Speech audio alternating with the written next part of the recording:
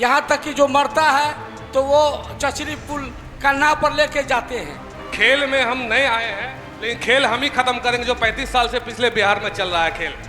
अब लेटर लिख दे, love letter लिख दे, कुछ होने जाने को नहीं है। और उस कॉलेज की फीस 1.5 लाख रुपए लगभग हो गई है।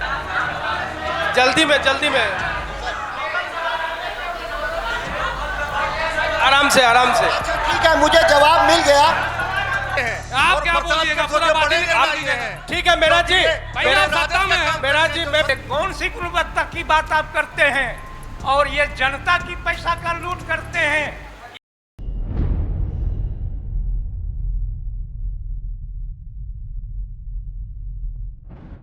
आपकी आवाज को सुनने आ रही है प्रभात खबर इलेक्शन एक्सप्रेस। देखते रहिए प्रभात खबर इलेक्शन एक्सप्रेस। प्रभात खबर का इलेक्शन एक्सप्रेस बिहार के 243 विधानसभाओं की यात्रा कर लगभग 30,000 किलोमीटर की दूरी तय कर आज फारबिसगंज विधानसभा की पावन धरती पर पहुंचा है। मैं मृगेंद्र प्रभात खबर की तरफ से इस चुनाव चौपाल के कार्यक्रम में आप लोगों का हार्दिक अभिनंदन करता हूं, स्वागत करता हूं। मैं बताना चाहूँगा, यहाँ पर आपके बीच आपके जनप्रतिनिधि हैं, आपके भावी प्रत्याशी हैं और विभिन्न दलों के प्रतिनिधि के रूप में मंचासीन अतिथि भी हैं। आपके पास आपके सवाल हैं, आपके मुद्दे हैं, आपकी बातें हैं, उन्हें आप एक एक कर रख सकते हैं। इस बात का पूरा ध्यान रखना है कि हम आपकी बातों को आपके जनप्रतिनिधि तक पहुंचाते हैं और वह आपके सवालों का जवाब देते हैं। सवाल आपका एक होना चाहिए और फारबिसगंज के स्थानीय मुद्दों से जुड़ा होना चाहिए। कोई भी सवाल ऐसा ना हो जो राष्ट्र व देश से जुड़ा हो, क्योंकि यहाँ पर आप स्थानीय मुद्दों के बीच रहते हैं। वही आपको प्रभावी तरीके से अपने जनप्रतिनिधियों के समक्ष रखना है। मैं पुनः प्रभात खबर के इस चुनाव चौपाल कार्यक्रम में आप सभी अतिथियों, आप सभी फारबिसगंज विधानसभा के सम्मानित जनता का स्वागत करता हूं। मैं मंच पर बुलाना चाहूँगा फारबिसगंज से भाजपा विधायक श्री विद्यासागर केसरी उर्फ मंचन केसरी जी का। मैं चाहूँगा वे मंच पर अपनी गरिमामयी उपस्थिति बनाएं। तालियों से स्वागत करें।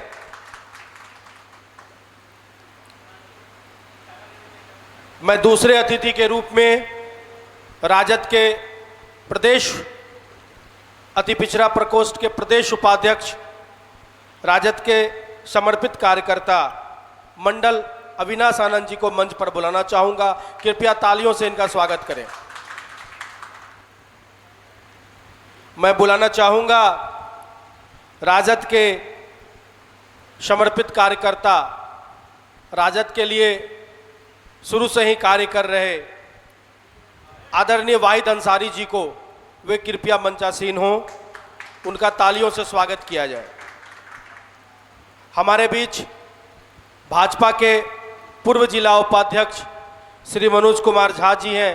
हम उन्हें भी मंच पर सादर आमंत्रित करते हैं। कृपया वे मंच पर आकर अपना आसन ग्रहण करें।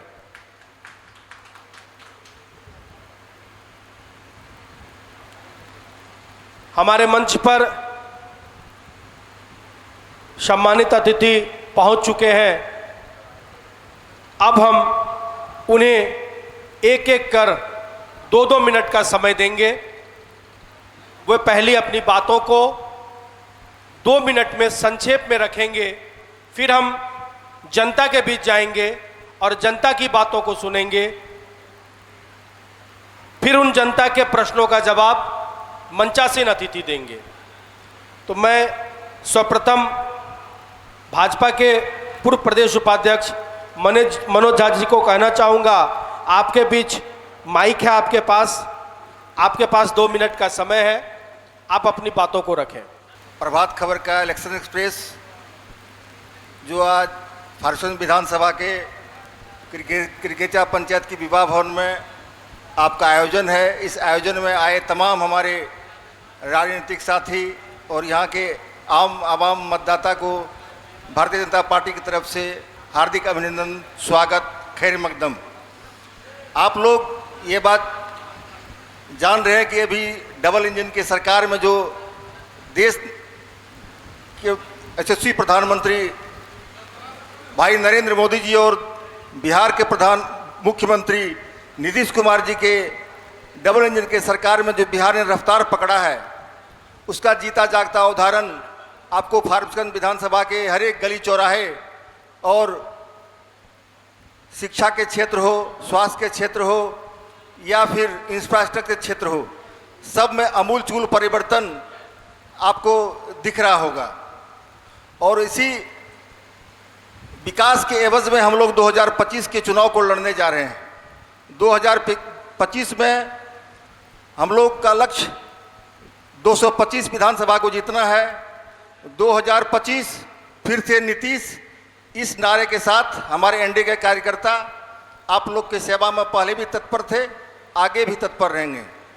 जहाँ तक मैं फारबिसगंज विधानसभा की बात करता हूँ, फारबिसगंज विधानसभा में पिछले 10 वर्षों से माननीय विधायक श्री विद्यासागर केसरी के नेतृत्व में फारबिसगंज विधानसभा में बहुत हर एक क्षेत्र में विकास किया है, चाहे वो शिक्षा के क्षेत्र हो, चाहे स्वास्थ्य के क्षेत्र हो या इंफ्रास्ट्रक्चर के क्षेत्र हो, कोई क्षेत्र अछूता नहीं है। आपके यहाँ डाइट सेंटर जो बिल्कुल मृतप्राय हो गया था, जो जिला का डाइट सेंटर आपके फारबिसगंज में सुशोभित हो रहा है, जिसमें कि 1.5 अरब रुपये के 150 करोड़ रुपये के लागत से डाइट सेंटर का पुनर्निर्माण माननीय विधायक जी के नेतृत्व में हुआ है। इंजीनियरिंग कॉलेज जो आपके जिला में एक जगह बनना था, वो माननीय विधायक जी के अथक प्रयास से इंजीनियरिंग कॉलेज आपके विधानसभा फारबिसगंज में सिमरा के धरती, रेणु की धरती पर बनकर तैयार हुआ है। एएनएम कॉलेज जो अनुमंडल में एक जगह बनना था, वो फारबिसगंज में आपका बना है। जो रेफरल अस्पताल, जो अनुमंडल अस्पताल है, उसके बगल में एएनएम कॉलेज बन चुका है और उसमें 3 वर्ष से छात्रा उसमें एडमिशन ले रही है, 70 छात्रा, और एएनएम बन के अपनी सेवा दे रही है। अंबेडकर स्कूल जो रामपुर उत्तर में बन के तैयार हुआ है, उसमें अनुसूचित जाति वर्ग के बच्चे जो पूरे जिले से आते हैं और उनको पढ़ाई 10+2 का पढ़ाई वहाँ निःशुल्क हो रहा है। इस तरह के बहुत सारे काम हमारे विधायक जी के नेतृत्व में हुआ है। अभी तुरंत सुभाष चौक पर जो जाम की समस्या थी, मुख्यमंत्री के प्रगति यात्रा में माननीय विधायक जी ने प्रमुखता से ये मांग उठाया था और माननीय मुख्यमंत्री जी जो कहते हैं वो करते हैं और वो आज आपको देखने को मिल रहा होगा। फारबिसगंज में सुभाष चौक पर फ्लाईओवर का काम द्रुत गति से चालू हो गया है और मुझे आशा और विश्वास है 1 से 1.5 साल में हम लोग को सुभाष चौक पर जो जाम की समस्या थी उससे निजात मिलने वाली है। और जहाँ तक आप सड़क, पुल, पुलिया, हमारे विधानसभा में लगभग 800 किलोमीटर का रोड इस 5 वर्ष के अवधि में बना है, जो कि कुछ बन रहा है, कुछ बनने के कगार पर है, कुछ बन के तैयार हुआ है। 90 पुल जो इस पंचवर्षीय में, 70 पुल पिछले पंचवर्षीय में बना था, 90 पुल इस पंचवर्षीय में बना है, जो बनने की प्रक्रिया में है। कुछ का टेंडर हो भी गया है, कुछ का टेंडर होना बाकी है, बहुत में हाथ लग गया है, बहुत पुल बन के तैयार हो गए हैं। तो चहुमुखी विकास हुआ है। इसलिए हम विकास के मुद्दे को अपनाकर आम जनता के बीच जाएंगे और आम जनता का भरपूर समर्थन मुझे मिलेगा, फिर से एनडीए की सरकार बनाएंगे। धन्यवाद मनोज जी। मैं जनसुराज से मेराज हसन जी को मंच पर आमंत्रित करना चाहूँगा। कृपया वे अपनी गरिमामयी उपस्थिति बनाएं। मेराज हसन जी। अब हमारे बीच राजद से समर्पित कार्यकर्ता श्री वाहिद अंसारी जी हमारे बीच हैं। आपके सामने माइक है। मैं चाहूँगा कि आप अपनी बातों को 2 मिनट में रखें। आज इलेक्शन एक्सप्रेस प्रभात खबर के चौपाल में आप सभी का स्वागत है। और हम लोग आज जो आए हैं, ये इलेक्शन चौपाल कार्यक्रम जो प्रभात खबर रखा है, इसमें भाग लिए हैं। फारबिसगंज के मुद्दे पर बात होगी। हमारे बीच भाजपा के विधायक मनचंद केसरी जी भी बैठे हुए हैं। डबल इंजन की सरकार थी इनकी, और फारबिसगंज में जो विकास का जो होना चाहिए रूपरेखा, ये कहते हैं कि इतना विकास हुआ, लेकिन हम सोचते हैं कि विकास बहुत कम हुआ और कुछ होना था। हमारे ज़िला में मेडिकल कॉलेज का जो स्थापना होना था वो अभी तक नहीं हुआ है। पुल पुलिया का जो बात किए मनोज झा जी, भाजपा के वरिष्ठ नेता है, बगल में टाउन से रामपुर पंचायत दक्षिण कजलाधार में आज भी बहुत बड़ा आबादी, यहाँ तक कि जो मरता है तो वो चचरी पुल कन्हा पर लेके जाते हैं।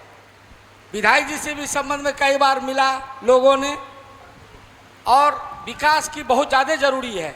आप तो आरओबी की बात बोले, सुभाष चौक पे आरओबी बन रहा है जिसमें सबका योगदान है, यहाँ के नागरिक का भी योगदान है, आपका भी योगदान है, सभी जनता का। लेकिन ये तो बड़ी गाड़ी आने जाने के लिए ये सुविधा मिलेगी कि लोग चले जाएंगे, लेकिन फारबिसगंज में और जो लाइनें अंडरपास का जरूरी है, इस पर विधायक जी क्या कर रहे हैं?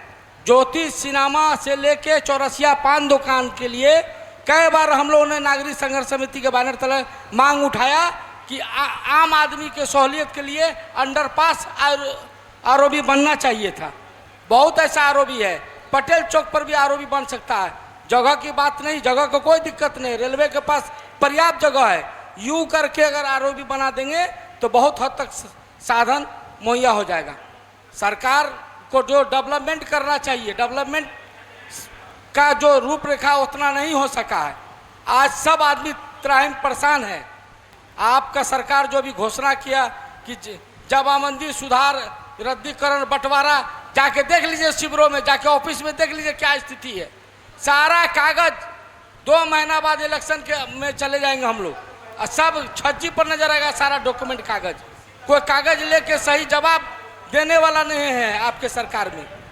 हम चाहते हैं 20 साल ये सरकार को हो गया, ये सरकार बदलनी चाहिए, नया युवा को मौका मिले। बिहार में सब लोग चाहते हैं कि सरकार परिवर्तन में आवे। नीतीश कुमार जी को 20 साल से देख रहे हैं और उनकी मानसिक भी खराब हो गई, तबीयत खराब रहता है। आज महिला लोग हमारे बीच में आई है। नीतीश कुमार जी का जो बोलने का जो है अलग अलग बात बोलते हैं। कुछ से कुछ महिला के बारे में नीतीश कुमार विधानसभा में क्या से क्या नहीं बोल दिए महिला के बारे में। यही नीतीश कुमार जी का तबीयत जी खराब रहता है। भाई जी फिर आएंगे आपके बीच जी। तो हम चाहेंगे सरकार बदलने का इस बार संकल्प ले। बिहार की जनता, खास करके फारबिसगंज का विकास और तेजी से बढ़ेगा। और जो समस्या है बाजार में, मूल जाम का तो समस्या पर विधायक जी आज तक कोई काम ही नहीं किए। कई बार इनको बोले विधायक जी, त्राहिम रहता है, बच्चा स्कूल जा नहीं पाता, सारे लोग जाम से त्राहिम है। विधायक जी इस पर कोई काम 10 साल में नहीं किए जाम के लिए। Thank you. बहुत बहुत धन्यवाद भाई जी। अब हमारे बीच नई सोच, नए बिहार के दावे के साथ जनसुराज इस बार के चुनाव में पहली बार बिहार में चुनाव लड़ने जा रही है, और उनके प्रतिनिधि के रूप में फारबिसगंज में मेराज हसन जी हैं। मैं चाहूंगा कि 2 मिनट में अपनी बातों को से लोगों को, यहाँ उपस्थित लोगों को अवगत कराएं। मेराज हसन जी, आपके सामने माइक है। प्रभात खबर का बहुत बहुत आभार है और आपका वेलकम है फारबिसगंज विधानसभा में। लेकिन हम ये कहना चाहते हैं, खेल में हम नए आए हैं, लेकिन खेल हम ही खत्म करेंगे जो 35 साल से पिछले बिहार में चल रहा है। खेल 35 साल से फारबिसगंज विधानसभा की जहां तक बात है, पिछले 35 साल से सिर्फ एक बार 2000 से 2005 के बीच भाजपा का विधायक नहीं रहा है। 30 साल से भाजपा के विधायक हैं यहाँ पे। माननीय विधायक भी हम बैठे हुए हैं, बड़े अदब से कहना चाहते हैं, जहां उनका घर है चौपट्टी में, बिना बाढ़ का जब पानी आता है उनका पूरा में पानी घुस जाता है घर घर में। तो 30 साल से भाजपा का विधायक है, बाढ़ पे कोई कंट्रोल नहीं हुआ है। दूसरी बात, राजद के हमारे गार्जियन स्वरूप वाहिद भैया हैं, हमारे गार्जियन हैं, उन्होंने कहा कि जाम का समस्या कभी खत्म होगा ही नहीं। जब तक रोड का चौड़ीकरण नहीं हो जाता तब तक जाम की समस्या खत्म नहीं होगी। आप कितना भी प्रशासन आप लेटर लिख दे, लव लेटर लिख दे, कुछ होने जाने को नहीं है। और जो जनस्वराज का जो मुद्दा है, जनस्वराज का मुद्दा पूरे बिहार का मुद्दा है। हम 30-35 सालों से देख रहे हैं कि हमें धर्म के नाम पे बांटा गया, कहीं जाति के नाम पे बांटा गया। जहां मुस्लिम नहीं है वहां अगड़ा पिछड़ा के रूप में बांटा गया, जहां मुसलमान है वहां हिंदू मुसलमान के नाम पे बांटा गया। तो हम फारबिसगंज की जनता के साथ साथ पूरे बिहार की जनता थक चुकी है और इस बार जन स्वराज एक थर्ड फ्रंट पे आया है। एक ऑप्शन बनेगा यहाँ की जनता के अवाम का कि हम विकास के मुद्दों पे वोट करेंगे। जो सबसे बड़ा मुद्दा हमारा जन स्वराज का पलायन का मुद्दा है। बताइए सर, आप बड़े पत्रकार हैं, हमारे बड़े हैं, आप पूरे बिहार में जाते होंगे, हिंदुस्तान में जाते होंगे, तो बिहार के लोग पूरे हिंदुस्तान में भरे हुए हैं। गरीब लोग 10-12 हज़ार कमाने के लिए बिहार से बाहर जाता है और ट्रेन में जो है जानवरों की तरह को भरकर भेजा जाता है। माननीय प्रधानमंत्री मोदी जी बोलते हैं हम बिहार के लिए श्रमिक ट्रेन दे रहे हैं। ये बड़े ही शर्म की बात है। हमको श्रमिक ट्रेन नहीं चाहिए, हमको यहाँ पे इंडस्ट्री फैक्ट्री चाहिए ताकि यहाँ का गरीब लोग अपने बाल बच्चे बीवी बच्चों के साथ माँ बाप के साथ जो है 10-12-15 हज़ार की नौकरी कर सके, 2 टाइम का खाना खा सके। तो हमारी लड़ाई मुद्दों की लड़ाई है और हम जो है जो 30 साल से 35 साल से बिहार और फारबिसगंज विधानसभा फंसा हुआ है, ये जाति और धर्म के नाम पर इस बार हम लोग करना है। धन्यवाद। बहुत बहुत धन्यवाद मेराज हसन जी। अब हमारे बीच राजद के अति पिछड़ा प्रकोष्ठ के प्रदेश उपाध्यक्ष, राजद के समर्पित कार्यकर्ता व फारबिसगंज से संभावित विधानसभा प्रत्याशी के रूप में मंडल अविनाश आनंद जी भी हैं। उनसे भी गुजारिश करूंगा, उनके पास 2 मिनट का समय है, वे अपनी बातों को यहाँ मौजूद आम आवाम के पास रखें। अविनाश आनंद, मंडल अविनाश आनंद जी। प्रभात खबर के द्वारा आयोजित पूरे बिहार के 243 विधानसभा में पिछले कई दिनों से आम जनता के मन और मिजाज को टटोलती हुई ये चौपाल कार्यक्रम इलेक्शन एक्सप्रेस आज फारबिसगंज विधानसभा की धरती पर पहुंची है। मैं अपनी ओर से प्रभात खबर के इलेक्शन एक्सप्रेस की टीम में चल रही पूरी यूनिट का स्वागत करता हूं, अभिनंदन करता हूं। मंच पर बैठे हमारे भाजपा के विधायक श्री मंचन केसरी जी, राष्ट्रीय जनता दल के मजबूत साथी वाहिद अंसारी साहब, जनसुराज के मजबूत साथी मेराज हसन साहब, मनोज झा जी और सामने बैठे सभी दलों के फारबिसगंज विधानसभा के सम्मानित महिला पुरुष तमाम लोगों का आभार है, अभिनंदन है। आपने इस तरह के जन सरोकार से जुड़े हुए कार्यक्रम में भाग लिया।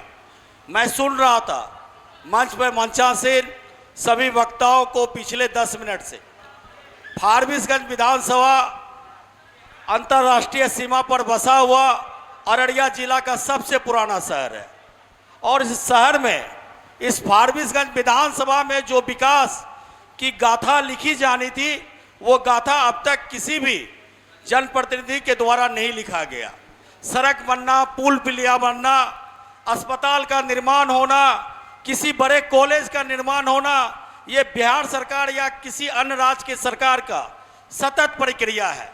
लेकिन यहाँ के जो स्थानीय जनप्रतिनिधि पिछले 20 साल से भाजपा के जनप्रतिनिधि फारबिसगंज विधानसभा में हैं, यहाँ के जो बहुसंख्यक किसान वर्ग है जिनके द्वारा मक्का का फसल, गेहूं का फसल, धान का और मूंगफली का फसल का बृहद पैमाने पर उत्पादन किया जाता है, उसके आधार पर कोई उद्योग अब तक नहीं लगवाया गया। अगर यहाँ कोई बड़ा उद्योग लगता तो किसानों को उनके फसल का वाजिब मूल्य मिलता। जो गरीब लोग यहाँ से पलायन करने के लिए मजबूर हैं, अपने बच्चों और अपनी परिवार का पेट को पालन करने के लिए पंजाब, दिल्ली, हरियाणा, गुड़गांव, अन्य प्रदेश, अन्य देशों में जाने के लिए मजबूर हैं, उन उद्योग में, उस फैक्ट्री में उन्हें रोजगार मिलता, उनका पलायन रुकता। एक स्टार्च फैक्ट्री का निर्माण हुआ यहाँ, लेकिन यहाँ के जो भी प्रतिनिधि रहे उस स्टार्च फैक्ट्री का उन्होंने शुभारंभ नहीं करवा पाया, आरंभ नहीं करवा पाया। अगर ये फैक्ट्री आज चालू हो जाती तो यहाँ के जो बड़े बृहद मक्का किसान हैं उनका सैकड़ों मैट्रिक टन मक्का प्रतिदिन खपत होता, यहाँ के हजारों परिवार को रोजगार मिलता, पलायन रुकती। आप देखेंगे अररिया जिला में 2 अनुमंडल, अररिया अनुमंडल और फारबिसगंज अनुमंडल। फारबिसगंज अनुमंडल अररिया जिला का सबसे प्रतिष्ठित अनुमंडल है। शिक्षा के क्षेत्र में पूर्णिया विश्वविद्यालय का सबसे प्रतिष्ठित कॉलेज यहाँ का फारबिसगंज महाविद्यालय है। यहाँ अब तक पीजी की पढ़ाई शुरू नहीं हो पाई।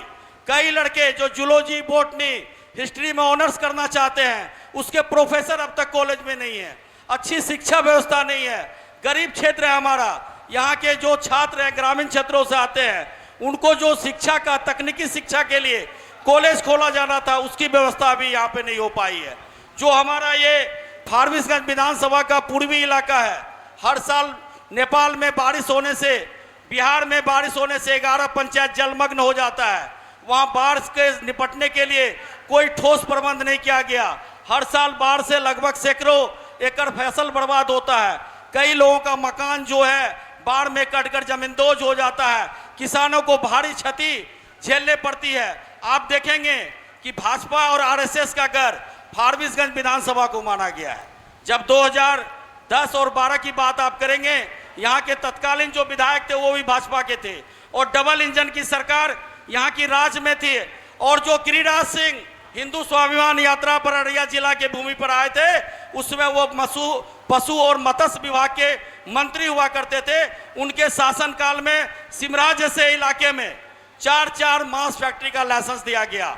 वहाँ के आसपास का जो 10 पंचायत है, उसके दुर्गंध से, बदबू से वहाँ के लोगों का जीना हराम हो गया है। एक बगल में संत नगर था, वहाँ के 45 परिवार विस्थापित कर अपना जमीन, सारा घर द्वार को बेचकर सुपौल जिला में रहने के लिए विवश है। आखिर इन सारी चीजों की जिम्मेदारी कौन लेगा? एक बड़ा इंफ्रास्ट्रक्चर जो यहाँ का रेलवे पूरे फारबिसगंज शहर को 2 भागों में बांटता है। आज बात हो रही है कि सुभाष चौक पर, 1 मिनट, आज बात हो रही है कि सुभाष चौक पर रेलवे ओवरब्रिज का निर्माण हो रहा है। ये 20 साल के शासन में आखिरी वक्त में चुनाव से एन पहले फारबिसगंज की जाम की समस्या की याद ये एनडीए सरकार को क्यों आई? पहले क्यों नहीं आई?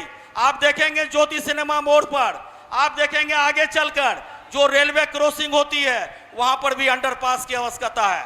अगर अंडरपास वहां बन जाता, कम खर्च में बनता और जाम से मुक्ति फारबिसगंज के लोगों को मिलती। कोई एक इंफ्रास्ट्रक्चर 20 सालों में बताए यहाँ का जनपद, फिर आएंगे आपके बीच, जिससे फारबिसगंज की अविनाश जी पहचान फिर आएंगे आपके बीच, फिर आएंगे आपके बीच। धन्यवाद, धन्यवाद। हमने अब तक मेराज जी को, वाहिद साहब को, अविनाश जी को, मनोज जी को सुना। अब हम चाहेंगे हमारे बीच विधायक विद्यासागर केसरी जी हैं, वे भी अपनी बातों को 2 मिनट में रखें। उसके बाद हम जनता के बीच में जाएंगे। यहाँ जो आवामा आए हुए हैं, हम उनके बीच जाएंगे और उनके सवाल होंगे और यहाँ उपस्थित जनप्रतिनिधियों के जवाब होंगे।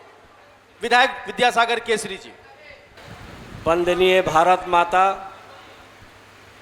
वंदनीय फारबिसगंज की धरती, और आज प्रभात खबर इलेक्शन एक्सप्रेस में मंचासीन हमारे साथी अविनाश मंडल जी, इस कार्यक्रम में उपस्थित आरजेडी के नेता भाई वाहिद अंसारी जी, कार्यक्रम में उपस्थित जनसुराज के नेता मेराज हसन साहब और हमारे सहयोगी सब फारबिसगंज विधानसभा के विधायक प्रतिनिधि आदरणीय मनोज झा जी, सामने बैठे दीर्घा में विनोद सरावगी जी, बछराज राखेजा जी, गणेश ठाकुर जी, सभी हमारी जिला महिला मोर्चा की अध्यक्षता चांदनी सिंह जी अपने साथियों मातृशक्ति के साथ सामने बैठे, भारतीय जनता पार्टी गठबंधन एनडीए के सभी साथी, यूपीए के सभी साथीगण, मित्रों, साथियों, प्रिंट और इलेक्ट्रॉनिक मीडिया के साथियों, अभी हम बारी बारी से राजद के वाहिद अंसारी जी से, मेराज जी से, जनसुराज से और अविनाश आनंद जी से उनकी बातों को सुन रहे थे। मैं कहना चाहता हूं कि मैं 2015 में नवंबर में चुन करके यहाँ की जनता ने भारी बहुमत से जिता करके विधानसभा क्षेत्र में भेजने का काम किया था। मैं अपने फारबिसगंज विधानसभा की जनता को हृदय से आभार प्रकट करता हूं कि 2 बार आपके द्वारा मुझे विधानसभा भेजा गया। मैं अपनी उपलब्धि के संदर्भ में बहुत कुछ नहीं कहना चाहता हूं, लेकिन मैं फारबिसगंज वासियों को और अपने जो यूपीए के सहयोगी लोग जो आज मंचासीन हैं या सामने में हैं, उनको मैं कहना चाहता हूं कि आप 2015 के पहले का फारबिसगंज विधानसभा का क्षेत्र और आज का जो है फारबिसगंज विधानसभा का क्षेत्र 10 साल के अंतराल में कितने पुल पुलिये का काम हुआ उसको देखिए। हमारे सहयोगी बता रहे थे, हमारे मनोज जी बता रहे थे कि 90 बड़े बड़े पुल पुलियों का काम हुआ। 2017 में बाढ़ आया, 2019 में बाढ़ आया, और बाढ़ में जिस प्रकार से बाढ़ की विभीषिका के चलते पूरा विधानसभा क्षेत्र त्राहिमाम कर रहा था। इसके बाद हम लोगों ने एक ब्लूप्रिंट बनाया, कहाँ कहाँ बाढ़ की पानी का प्रभाव रहा, और वैसे ब्लूप्रिंट के माध्यम से 90 जगहों पर हमने अपने पुल का जो है निर्माण कराया। उसका जीता जागता उदाहरण क्षेत्र में आपको देखने को मिलेगा। थोड़ा सा मैं बताना चाहता हूँ पुल के संदर्भ में कि परमान नदी में एक पुल हुआ करता था, मीरगंज का पुल, लोहे का पुल। आज वहाँ 13 पुल परमान नदी में है। कौआ चाड़, कमता बलियाडी, सौरगांव, पिपरा, बराटपुर, कोचगामा, और अभी जो सामने औसरी, और अभी परमान नदी पर मीरगंज पर जो है अभी तुरंत पुल का निर्माण हो चुका है। उस पर जनता को अब जो हम लोग समर्पित करेंगे। यहाँ जो इंफ्रास्ट्रक्चर का काम था, मार्केटिंग यार्ड का बद से बदतर स्थिति था। 1.25 अरब रुपया दे करके उसको हमने काम करवाने का काम किया। फ्लाईओवर का काम जिस प्रकार से बता रहे थे वाहिद जी की, जाम की समस्या का जो है निदान नहीं हो पाया। भारी जाम की समस्या रहती थी, मैं देख रहा था। और 17 से लेकर के आज तक विधानसभा में 13 बार मैंने फ्लाईओवर के लिए जो है विधानसभा में अपनी आवाज़ को बुलंद करने का काम किया। और यही कारण था कि देश के यशस्वी प्रधानमंत्री श्रद्धेय नरेंद्र भाई मोदी जी के और बिहार के मुखिया श्रद्धेय नीतीश कुमार जी के नेतृत्व में जो काम बिहार के जो है जनताओं के बीच में विकास का जो गाथा लिखा गया, उसमें फारबिसगंज विधानसभा का जो ये फ्लाईओवर है उस गाथा में जुड़ा हुआ है।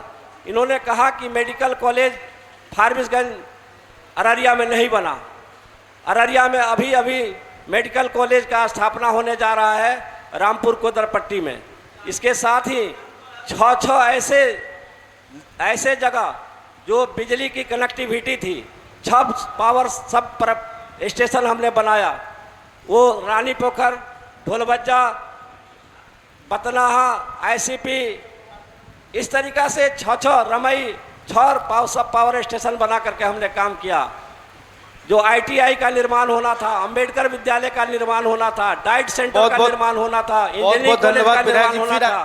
फिर आएंगे आपके बीच। सारे काम लगातार हम लोगों ने किया। और पिछली बार जो सड़कों का जो जाल बिछाया गया, उसमें 800 किलोमीटर हमने सड़क बनाया।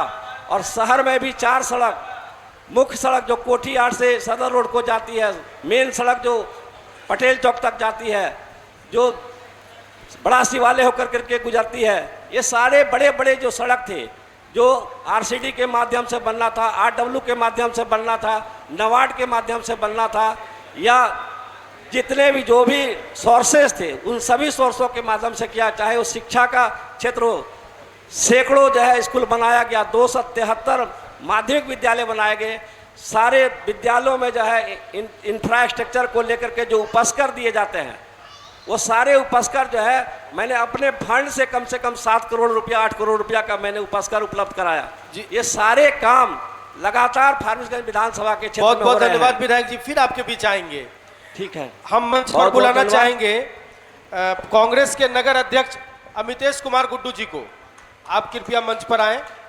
आपके सामने माइक है, हम चाहेंगे 2 मिनट में अपनी बातों को जल्द से जल्द रखें, फिर हम जनता के बीच जाएंगे। पहले तो मैं आप लोग का आभार करता हूं जो आप यहाँ चौपाल लगाए फारबिसगंज के बीच में, और मैं प्रभात खबर का मैं तहे दिल से हार्दिक स्वागत करता हूं जो आप ये चौपाल लगाए हैं, और चौपाल के माध्यम से हमारे आम आदमी, आम नागरिक और महिला बहनों जो आपको उसको तो आवाज़ पहुँचाएंगे, इसके लिए मैं आपका तहे दिल से सदा आभारी रहूँगा। अब तो पहले मैं यहाँ पर विधायक मंचन केसी जी हैं, मैं उनका स्वागत करता हूँ, एवं भाजपा के जिला अध्यक्ष हैं, मैं उनका स्वागत करता हूँ, और हमारे आरजेडी से अविनाश मंडल जी हैं, उनका मैं स्वागत करता हूँ, और हमारे आरजेडी के वाहिद अंसारी जी हैं, मैं उनका भी स्वागत करता हूँ, और जन समाज से भी जो आए हुए मैं उनका भी स्वागत करता हूँ। पहले तो मैं अपनी बात ये कहूँगा कि आज हमारे फॉरबिगंज विधानसभा में बहुत सारी समस्या हैं जो आज हमारे 25 से 30 सालों में यहाँ बीजेपी की सरकार रही है, उस पर भी यहाँ पर कोई भी काम सही ढंग से नहीं हो पाया है, जिसमें बहुत सारे बिंदु हैं। जिस बिंदु पर आज हम लेते हैं, जो आपने आज यहाँ पर जल नल योजना के ये काम किया है, लेकिन ये जल नल योजना में हमको आप दिखा दीजिए यहाँ पर कि कहाँ पर सुचारू रूप से हर घर में पानी पहुँच रहा है। जहाँ तक कि हो, जहाँ पर भी जल नल योजना की काम चला है वहाँ पर भी कोई भी वहाँ पर सुविधा नहीं है, कोई मुहैया नहीं है। जहाँ पर भी है वो पंप खराब है, उसमें कोई आदमी नहीं है, आदमी है तो उसको भत्ता नहीं है, मानदेय नहीं है, कुछ भी नहीं है। वो आदमी आज 8 महीने से त्रस्त है, कहीं कोई पैसा नहीं मिला। गुड्डू जी फिर आपके बीच आएंगे। ठीक है, अब हम जनता के बीच जाना चाहेंगे। जनता के तरफ से कोई व्यक्ति बताएं उनका कोई सवाल हो तो। क्या नाम हुआ आपका? Vinod Saraogi, secretary Forbesganj civil society. हमारा सवाल सभी से है। सबसे पहले तो मैं आपके प्रति आभार प्रकट करता हूँ प्रभात खबर ग्रुप की ओर से कि आपने आज ये कार्यक्रम आयोजित किया है और जनता की समस्याओं से जो है यहाँ के क्या मुद्दे हैं इससे आप रूबरू होने के हेतु इस कार्यक्रम को रखे हैं। कोई सवाल आपका? हाँ, सवाल है। विकास से संबंधित कई जो है अनछुए रह गए हैं। सबसे पहले तो फारबिसगंज को जिला बनाने के लिए कोई भी सार्थक प्रयास यहाँ के किसी भी राजनीतिक दल ने नहीं किया है। फारबिसगंज हर दृष्टिकोण से जिला बनने की पात्रता रखता है, तो हमारे आने वाले जो भी जनप्रतिनिधि हों, विधायक हों, वे हम लोगों को आश्वस्त करें कि वो इसके लिए प्रयास करेंगे। यह सवाल आपका किनसे है? जो अभी विधायक, अब तो मान लीजिए इनका टेन्योर खत्म हो रहा है, जो आने वाले ठीक चुनेगी। और इसके साथ ही फारबिसगंज शहर में हिंदू समाज के लिए अंतिम संस्कार जो होता है एक ही जगह है, मुक्ति धाम। वहाँ की व्यवस्था जो है वो बहुत ख़राब। आज सब जगह विद्युत सौदा गृह बन गए हैं, लेकिन फारबिसगंज में इसके लिए कोई भी प्रयास जो है वो नहीं हुआ है। मेरा तीसरा सवाल है कि Forbesganj referral hospital, sub division hospital, यहाँ पोस्टमार्टम की सुविधा जो है वो अभी तक नहीं हो पाई है। धन्यवाद, धन्यवाद। विधायक जी आपसे सवाल है, 3 सवाल इनके हैं, हम चाहेंगे आप उनका पहले जवाब दे दें। मैं अपने अभिभावक तुल विनोद सरावगी जी से कहना चाहता हूं कि फारबिसगंज को जिला बनाने का जो है जो मुद्दा था, मैंने 3 बार 4 बार विधानसभा में रखा था, और बिहार में कई एक जगह से अनुमंडल के लिए, जिला के लिए और प्रखंड को बनाने का मुद्दा विधानसभा में जो है लंबित है। अभी जो लोकसभा का चुनाव हुआ, इसके बाद विधानसभा के चुनाव के उपरांत तुरंत 2026 में जो परिसीमन भारत सरकार की ओर से जो कराया जाएगा, उसमें निश्चित रूप से मुझे पूरा विश्वास है कि अररिया को अलग लोकसभा का क्षेत्र बनाया जाएगा और फारबिसगंज को अलग लोकसभा का क्षेत्र बनेगा, जिसमें फारबिसगंज को ही जिला का दर्जा मिलेगा। ये हम लोगों को पूर्ण विश्वास है और आने वाले समय में उसको देखा भी जाएगा। दूसरा मुद्दा था कि सौदागिरी नहीं है। सौदागिरी के लिए निश्चित रूप से इनका कहना है कि बहुत अच्छा मुद्दा था कि सौदागिरी नहीं हुआ, लेकिन मैं सरावगी जी को बताना चाहता हूँ कि सौदागिरी का बहुत सारा जो है जो काम करने रहते हैं, जिसमें इलेक्ट्रिक से की कनेक्टिविटी को लेकर करके लगातार वहाँ जो कर्मचारी नियुक्त होंगे उनके लिए कई एक सौदागरी को देखा गया है कि लंबे समय तक लोग अंत्येष्टि के लिए ज़्यादातर जो है वो लकड़ी का ही जो है 100 से जो है उनका दाह करते हैं।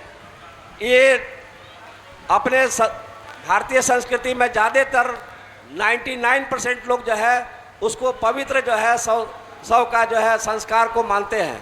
इसलिए जहाँ भी सौदागिरी देखा गया है, बड़े शहरों को छोड़ के, बनारस को छोड़ दीजिए, लेकिन जहाँ जहाँ भी छोटे छोटे शहर है, वहाँ जहाँ भी सौदागिरी बना, वो सौदागिरी या तो कबाड़ खाना बन गया या कोई उसको देखने वाला नहीं रहा, क्योंकि उसमें लंबे समय तक कोई सौदा के लिए जो है उसका उपयोग ही नहीं किए। और यही कारण है कि लोग जो भारतीय संस्कृति है उसको लेकर करके लकड़ी के माध्यम से शव का दाह करने का जो परंपरा रहा है उसको ज़्यादा जो है तरजीह दिया जाता है। तीसरा, जो पोस्टमार्टम जो रूम जो है यहाँ नहीं बना फारबिसगंज में, हम लोगों ने विधानसभा में 3 बार 4 बार इसकी जो है अपनी बात को रखा है। कुछ क्राइटेरिया होता है पोस्टमार्टम हाउस बनने का, वो जब क्राइटेरिया पूरा हो जाएगा, हम लोगों ने बताया था कि नरबतगंज से जो अररिया की दूरी है 45 किलोमीटर की दूरी है, और वहाँ से जाने वाले जो सौदा पोस्टमार्टम के लिए जो लोग जाते हैं तो उनको अगर देर रात उनका किसी का जो है पोस्टमार्टम करना रहता है तो समय बहुत लग जाता है, और समय पर नहीं पहुंच पाने के चलते जो है फिर उनका जो है पोस्टमार्टम सुबह में ही हो पाता है। इसलिए अगर यदि लोकल स्तर पर यदि पोस्टमार्टम गिरी रहे तो उसका एक सुखद परिणाम हम लोगों को मिल सकता था। स्वास्थ्य मंत्री जी ने मुझे आश्वासन दिया है कि जो क्राइटेरिया है इसका, ये क्राइटेरिया जैसे ही इसका पूरा हो जाएगा, मेरा प्रयास है कि हम फारबिसगंज में पोस्टमार्टम गिरी जरूर देंगे, और यह प्रयास लागू रहेगा मेरा। धन्यवाद। थोड़ा हम संक्षेप में चाहेंगे सवाल हो और संक्षेप में जवाब हो। अब इजहार अंसारी, क्या नाम हुआ आपका? इजहार अंसारी। आपने आपका क्या सवाल? एक सवाल मात्र। शुक्रिया आपका नंबर देने के लिए। सवाल तो सत्ता पक्ष से ही होगी कि गार्जियन से ही डिमांड होता है, और लंबे समय से सत्ता में मेरी डिमांड जो है माननीय विधायक मंचन केसरी जी से है, क्योंकि अब तो चुनाव का समय भी आ गया। इस फारबिसगंज विधानसभा में जो फारबिसगंज शहर है जो पूरे विधानसभा को लीड करती है, एक भी ऐसा अपने 10 साल के कार्यकाल में एक भवन ऐसा नहीं बनाइए जिसमें किसी भी तरीका का, किसी भी दल का, किसी भी समाज का अगर कोई बैठक करना हो तो एक भी भवन इस शहर में नहीं है जो किसी भी आयोजन का एक बैठक किया जा सके, चाहे शांति समिति की बैठक हो, चाहे कभी शहर में कोई मामला हो जाए, चाहे किसी भी तरीका का एक भी भवन नहीं बना। 10 साल में एक भी भवन विधायक जी नहीं बनाए। ऐसा सड़क पुल पुलिया तो जब तक दुनिया सरकार रहेगी बनती रहेगी। मेरी मांग है कि एक भी नहीं बनाए, एक मेरी मांग है। एक दूसरा सवाल है, माननीय विधायक जी, आपने बिहार विधानसभा में पशु वधशाला का आवाज़ उठाया, अच्छी बात है, सराहनीय बात है, लेकिन ये भी बताएं कि सिमराह में जो फैक्ट्रियां हैं किनके रीजन में बना, उनके लाइसेंस पे किनकी साइन है, और आप 10 साल से सरकार में डबल इंजन की सरकार है, और 2014 से पहले भारत एक्सपोर्ट पे कितने नंबर पर था, आज 2014 के बाद एक्सपोर्ट पे एक्सपोर्ट करने में किस स्थान पर है, और इस जो बार बार आंदोलन की बात आती है तो इसको बताएं, मांस फैक्ट्री की बात को क्लियर करें विधायक जी। हलहलिया पंचायत में 3 पशु वधशाला अभी चल रहा है, अल समीर, जकारिया और मेहरावा। ये 3 फैक्ट्रियाँ जो है पशु वधशाला का चल रहा है, और इस पशु वधशाला के विरोध में जब मैं विश्व हिंदू परिषद का प्रदेश मंत्री था तब भी मैं, जब विधायक नहीं था तब भी विरोध कर रहा था, और नुक्कड़ सभा भी हमने किया सरकार के पास में। मैंने लगातार फारबिसगंज विधानसभा में लगातार इस मुद्दे को रखा कि वहाँ के आम लोग इस पशु वधशाला से त्रस्त हैं, और फिर भी जो है 3 और वधशाला जो नए लाइसेंस दिए गए थे, हमारे विरोध के चलते ये 3 और वधशाला को जो है बंद किया गया। आपको बड़ा आश्चर्य होगा कि बोकड़ा पंचायत में एक गौकसी का जो है वहाँ फैक्ट्री लगाया जा रहा था, मशीन गिर गया, 9 एकड़ ज़मीन खरीदा गया, बाउंड्री वाल करा दिया गया, और मुझे पैरवी कराने के लिए एक बड़े नेता ने मेरे पास में आकर कहा कि विधायक जी, आपका तो बराबर विरोध रहता है पशु वधशाला को लेकर, एक गौकसी का हम फैक्ट्री लगाना चाहता है। मैं उसको अपने दरवाज़ा से, मेरे पास में शब्द नहीं है, जिस शब्द का मैंने इस्तेमाल कर करके उसको दरवाज़ा से मैंने भगाया, वो पशुपतशाला का जो फैक्ट्री के लिए जो जमीन लिया था, फैक्ट्री लगाने का जो मशीन गिराया था, वो सारा मशीन उठा करके यहाँ से हटाया और इसके बाद जो है वो जमीन को भी जो है रानी सरस्वती विद्या मंदिर के माध्यम से उस जमीन को उसको बेचा गया। मेरा जो प्रयास था कि जो और पशुपतशाला लग रहा है उसको मैंने रोका। इसके बाद ये जो 3 पशुपतशाला जो लगा हुआ है, ऐसे ऐसे सफ़ेद पोष लोग इस पशुपतशाला में जिसका पैसा खाते हैं, भगवान न करे कि कोई उस पर जो है ईश्वर का गाज गिरे, लेकिन जो लोग भी इस पशुपतशाला का पैसा खा करके इसके विरोध में अगर खड़ा नहीं होते हैं, ऐसे लोगों को मैं चेतावनी देना चाहता हूँ। मैं उन्हें कहना चाहता हूँ कि सब दुनिया ईश्वर के घर में देर है, अंधेर नहीं है।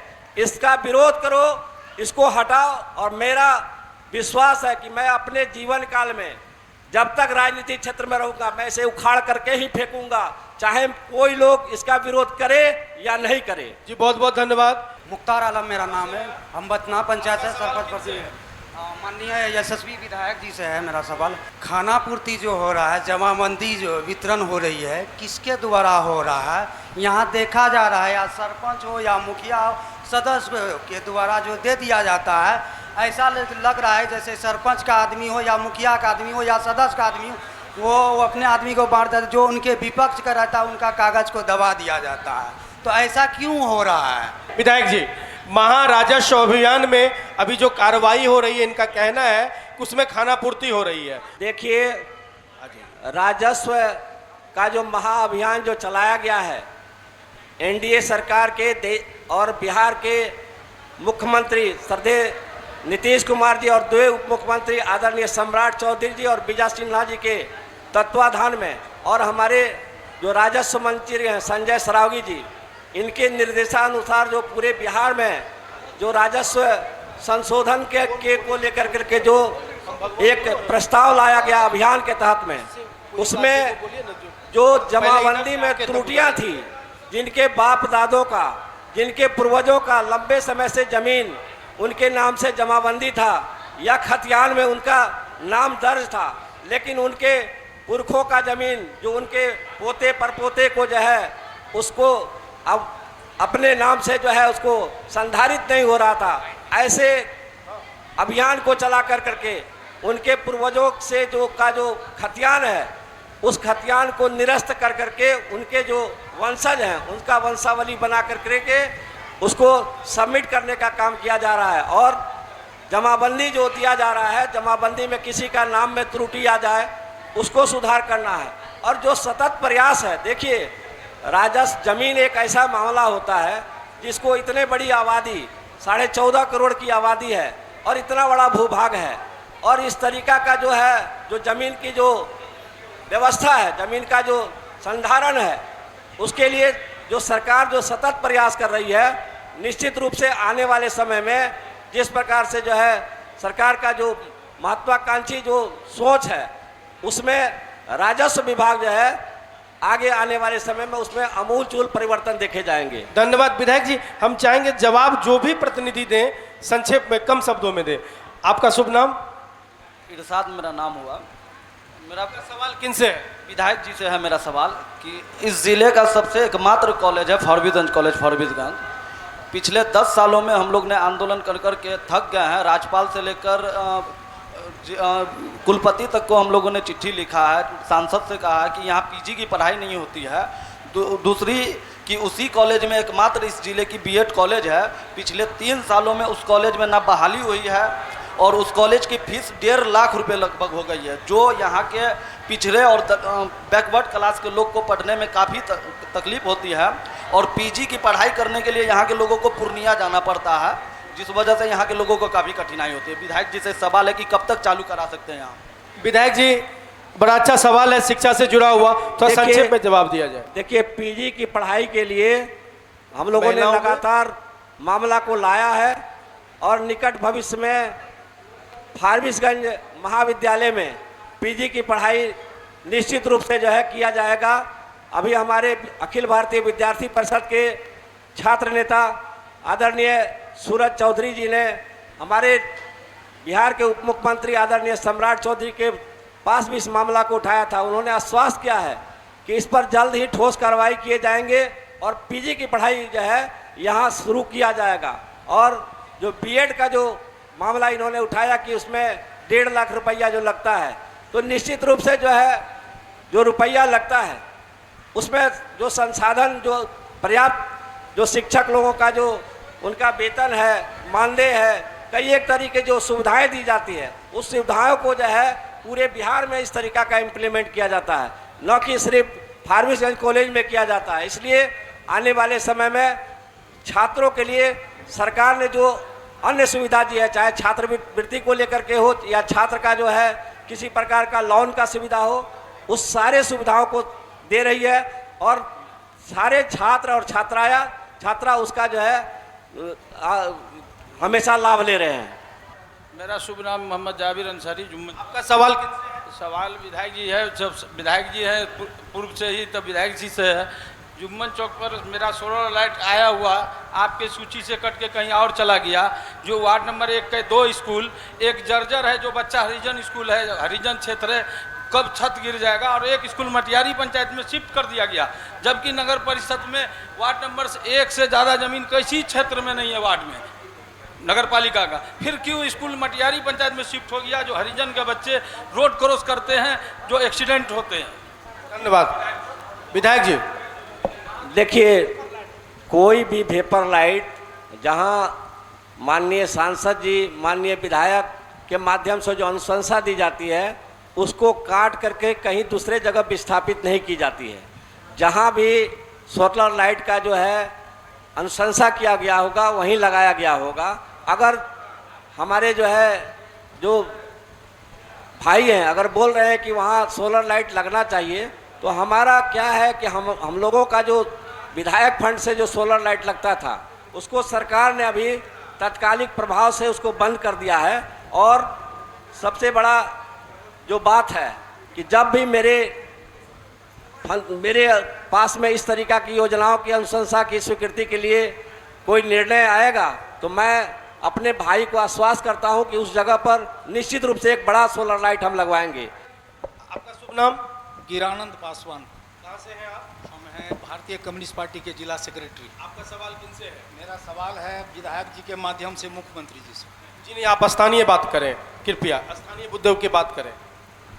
स्थानीय मुद्दा में हमारा यह है कि साधारण केस भी हॉस्पिटल अगर यहाँ जाता है तो उस केस को अररिया रेफर कर दिया जाता है या प्राइवेट हॉस्पिटल में दिया जाता है। व्यक्तिगत रूप से अब विधायक जी को याद हो, एक दिन मैंने इनके निवास पटना में बैठ करके कहा था कि ये PMY से सड़क जो बनी है या मुख्यमंत्री के द्वारा जो सड़क बनी है वो क्या सड़क का माजरा है, 1 साल भी सड़क नहीं टिक पाता है, सब कचरा हो जाता है। तो इन्होंने कहा कि उसमें 1.25 इंची कितना कालीकरण है। तो हम विधायक जी के माध्यम से जानना चाहेंगे कि ऐसा एस्टिमेट अगर आपके इंजीनियर लोग बनाते हैं विधानसभा और वो तो स्वीकृति विधानसभा से होता होगा, तो उस पर ध्यान दे करके, चूंकि पैसा हमारी जनता का उसमें जा रहा है और वो सड़क 1 साल के अंदर में, और जब वो टूट जाती है उसको कोई देखने वाला नहीं है। बहुत बहुत धन्यवाद। विधायक जी, प्रधानमंत्री ग्राम सड़क योजना हो या मुख्यमंत्री ग्राम सड़क योजना हो, नबार्ड से बनता हो रोड या उन्नयन से रोड बनता हो या बुडको के माध्यम से रोड बनता हो, सबका जो है एक पहले इनका उसका जो है DPR बनता है। और जो पहले जो हमारा जो सरकार का जो लक्ष्य है कि हम ज़्यादा से ज़्यादा हर गांव तक हम अपना रोड को जो है पहुंचा दें। एक बार चाहे रोड की जो गुणवत्ता है थोड़ा कम ही हो, लेकिन वो उस गांव जो अछूता गांव है जहां कभी 70 साल से जो है कहीं रोड नहीं बना, कच्ची का कच्ची रहा, वैसे गांव तक हम रोड को जो है वहां तक पहुंचा दें। और यही कारण रहता है कि जो हमारा DPR बनता है वो DPR में जो पहले जो गुणवत्ता की श्रेणी को लेकर के जो रोड बनाया जाता था, जिसमें जो है ग्रेड 3 दिया जाता था, आपको बेडमिसाली दिया जाता था, इसके बाद बिटवीन के माध्यम से उसको जो है फिर कालीकरण किया जाता था। ये सारे जो गुणवत्तापूर्ण जो रोड बनाया जाता था उसमें थोड़ी जो जब प्रधानमंत्री ग्राम सड़क फेज 2 बन रहा था उसको आपने देखा होगा कि किस प्रकार से गुणवत्ता को जो है रखा गया था। लेकिन फेज 3 जब बना तो उसमें कुछ गुणवत्ता में जो कमी आई थी, उसमें कोई संवेदक ने वो चोरी नहीं की थी। वो सरकार का एक मापदंड है कि हम ज़्यादा से ज़्यादा इलाके में, ज़्यादा से ज़्यादा गांव तक जो है हम रोड को जो है पहुंचा दें, और इसके बाद जब रोड पहुंच जाएगा तो पुनः हम लोग जो है उस पर विचार कर करके फिर नए तरह से हम रोड को बनाएंगे। चलिए, धन्यवाद। विधायक जी, हम चाहेंगे जवाब जो भी दें थोड़ा संक्षेप में। हाँ, हम आदर्श गोयल जी, आपका सवाल किनसे है? मेरा सवाल विपक्ष से है। किनसे? विपक्ष में वहाँ पर मंडल अविनाश आनंद जी हैं, वाहिद जी हैं, कांग्रेस के अमितेश गुड्डू जी हैं, जनस्वराज के मेरा। मुझे लगता है इस सवाल के बाद उन्हें ही ये निर्णय कर लेना पड़ेगा कि ये जवाब कौन देगा। देखिए, आपने कहा लोकल मुद्दे पर ही सवाल पूछिए। लोकल मुद्दे पे अक्सर सवाल सत्ता दल से ही पूछा जा सकता है, लेकिन जिस मुद्दे को विपक्ष ने लोकल बना दिया है, गांव-गांव लेकर घूम रहे हैं, मैं उसी पर आधारित एक सवाल पूछना चाहता हूं। अभी वोट चोरी या वोट अधिकार यात्रा विपक्ष लेकर निकली है। मेरा सवाल यह है कि जितना भी लिटरेचर या डॉक्यूमेंट्री के माध्यम से जानकारी है, आपकी कांग्रेस की इंटरनल कमेटी की भी जब बैठक हुई थी तो सरदार वल्लभ भाई पटेल को देश का पहला प्रधानमंत्री चुना गया था, लेकिन बने नेहरू जी। तो क्या वो वोट चोरी का एक उदाहरण नहीं था? आप कह रहे हैं कि वोट चोरी के माध्यम से कहीं ना कहीं लोकतंत्र की हत्या की जा रही है, लेकिन क्या लोकतंत्र की हत्या, ये बात मैंने पहले बोल दिया कि आप इस मुद्दे को लेकर फारबिसगंज आ रहे हैं। जल्दी में आराम से। अच्छा, ठीक है, मुझे जवाब मिल गया। इसका मतलब फारबिसगंज विधानसभा में वोट चोरी नहीं हो रही है। अगर ये मुद्दा लोकल नहीं है तो बिहार में वोट चोरी नहीं हो। आपके सवालों का जवाब हम देंगे। मंडल अविनाश जी, आपके सवालों को हम सर स्वीकार करते हैं। अविनाश भैया, उन्होंने बीच में इंटरप्ट कर दिया। अगर मैं सवाल कंप्लीट कर दूं, या तो आप मान रहे हैं कि जब आप मान रहे हैं कि है मैंने आपके सवालों को बड़ी तल्लीनता के साथ सुना है। मेरा राजद, क्योंकि आप राजद से आते हैं, मैं कांग्रेस को राजद से जोड़ना चाहता हूं। राजद के समय में हम व्यवसायी वर्ग से आते हैं, जो हमने अपने बाप दादाओं से सुना है, लोग वोट देने जाने से भी घबराते थे, पूरी बूथ की कैप्चरिंग हो जाती थी। आदर से वोट चोरी नहीं थी। आदर से मैं सवाल आपका ले लिया। मंडल अविनाश जी बोलिए। मैं इन सवालों को जवाब दूंगा। मैं आग्रह करूंगा कि प्रभात खबर के जितने भी टीम है वो सारे लोगों को शांतिपूर्वक बैठाएं, चूंकि नेशनल मुद्दा है, राष्ट्रीय मुद्दा है, और आपकी टीम ने जो चौपाल कार्यक्रम यहाँ आयोजित किया है वो स्थानीय मुद्दा को लेकर किया है। मैं देख रहा हूं कि जो मुद्दा यहाँ का है, जो शिक्षा, स्वास्थ्य, पलायन, रोजगार, जो जन सुविधा से जुड़ी हुई मुद्दा है, उन मुद्दों पर चर्चा होनी चाहिए।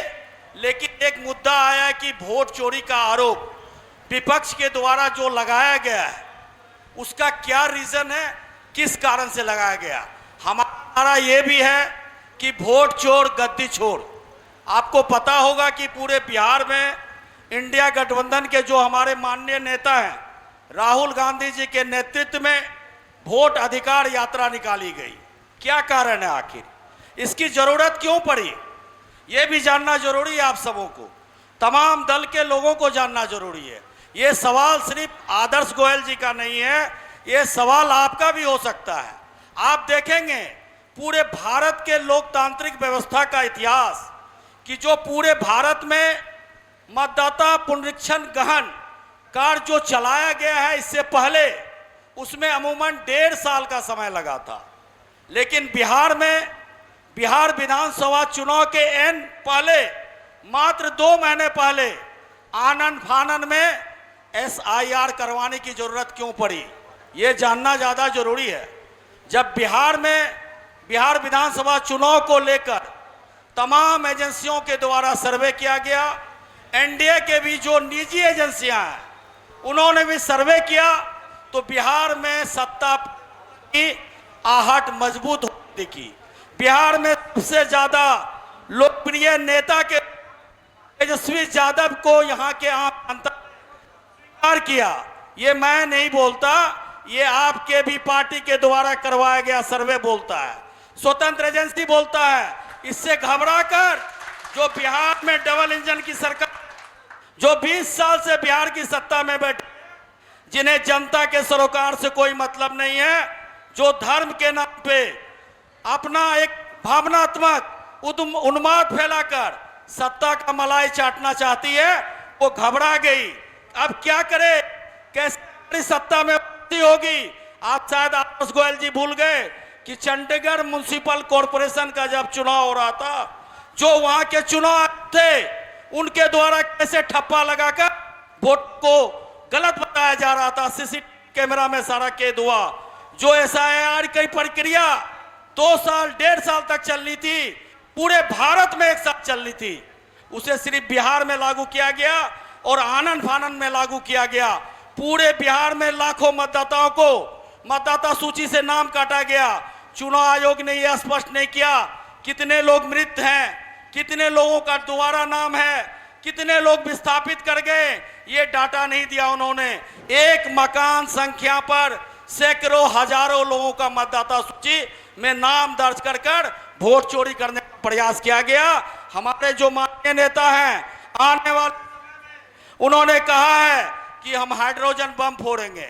इसी एसआईआर को लेकर देखिएगा, आपको सारा सवालों का जवाब मिलेगा। चलिए, मेरा आग्रह है, प्रभात खबर के टीम से मेरा आग्रह है कि आप व्यक्तिगत सवाल उन विषयों पर ही ले जिन विषयों पर मंच पर बैठे मंचासीन जो लोग हैं उनमें डिबेट हो जाए, उससे जुड़ा सवाल आप ले। शिक्षा को फोकस करे, स्वास्थ्य को फोकस करे, उद्योग धंधा को फोकस करे, पलायन को करे, जो बाढ़ आपदा यहाँ पर है। चलिए, हम अविनाश जी आपके बीच हम फिर आएंगे। चर्चा के बाद आप सवाल ले, आसानी होगी और लोग ज्यादा समझ भी पाएंगे। 1 मिनट में मैं इनका जवाब दूंगा, बस आधे मिनट। मैं आपके बीच फिर आऊंगा, आपको 5-5 मिनट का समय दूंगा अंतिम में। बस आधे मिनट में बोल दूंगा, आधे में 1 मिनट में। जल्दी बोलिए, जल्दी। भाषण देते हैं। आदर्श गोयल जी का सवाल है एसआईआर पे कि विपक्ष इसको मुद्दा क्यों बना रही है। ठीक है, राहुल गांधी विपक्ष के नेता हैं, बड़े नेता हैं केंद्र में। उन विपक्ष का हक है कि वो किसी का विरोध करे, किसी पे मांग करे, धरना करे, ये लोकतंत्र का तरीका। अगर आप सत्ता में है उसको रोक नहीं सकते। दूसरी बात, मैं महागठबंधन नहीं हूँ, मैं जनस्वराज हूँ, मेरी बात पूरी नहीं हुई है। और दूसरी बात, हमारा सुन लीजिए साहब, सुन लीजिए 1 मिनट सुनिए ना भाई, आप क्या बात कर रहे हैं, सुनिए ना। और दूसरी बात, हमारा जो मुद्दा है, मेरा मुद्दा है, स्वराज नहीं है, ये राजद और कांग्रेस का भागा बोल रहे हैं। सुनिए आप, मेरा जी मैं आपके बीच फिर आऊंगा, मैं जनता के बाद आपके बीच आता हूँ। राजद के लोग हैं। अरे सत्ता के नशा में लोग सुनना नहीं चाहते कुछ भी। मेरा जी फिर आऊंगा मैं आपके बीच। मैं एक लाइन बचा, अगर एसआईआर करने पे कोई किसी का वो नहीं, हम लोग का है एसआईआर की टाइमिंग पे नेता। 1 मिनट मनोज झा जी नहीं बोलते हैं, आप क्या बोलिएगा, पूरा बात ठीक है। मेरा जी, सत्ता में मेरा जी मैं फिर आपके बीच आऊंगा, मेरा जी फिर मैं आपके बीच आऊंगा। आप कृपया, एसआईआर की टाइमिंग पे हमारा सवाल है कि इलेक्शन होने वाला है, और उस टाइमिंग पे आप अपनी बात रखिएगा अपने समय में। हाँ, आपका नाम बताइए। अरशद अहमद, फारबिसगंज रामपुर। क्या सवाल है? एक सवाल मात्र। मेरा सवाल है, माननीय विधायक जी 10 साल से हमारे फारबिसगंज विधायक हैं। उन्होंने रानीगंज रोड से लेकर 17 नंबर जो रोड जाती है, ये हमारे ख्याल से 7-8 साल से इतना पानी लगा हुआ है, जो यहाँ से लेकर रानीगंज रोड से लेकर वहाँ गोखलापुर और क्या कहते हैं, और बहुत दूर तक जाती है।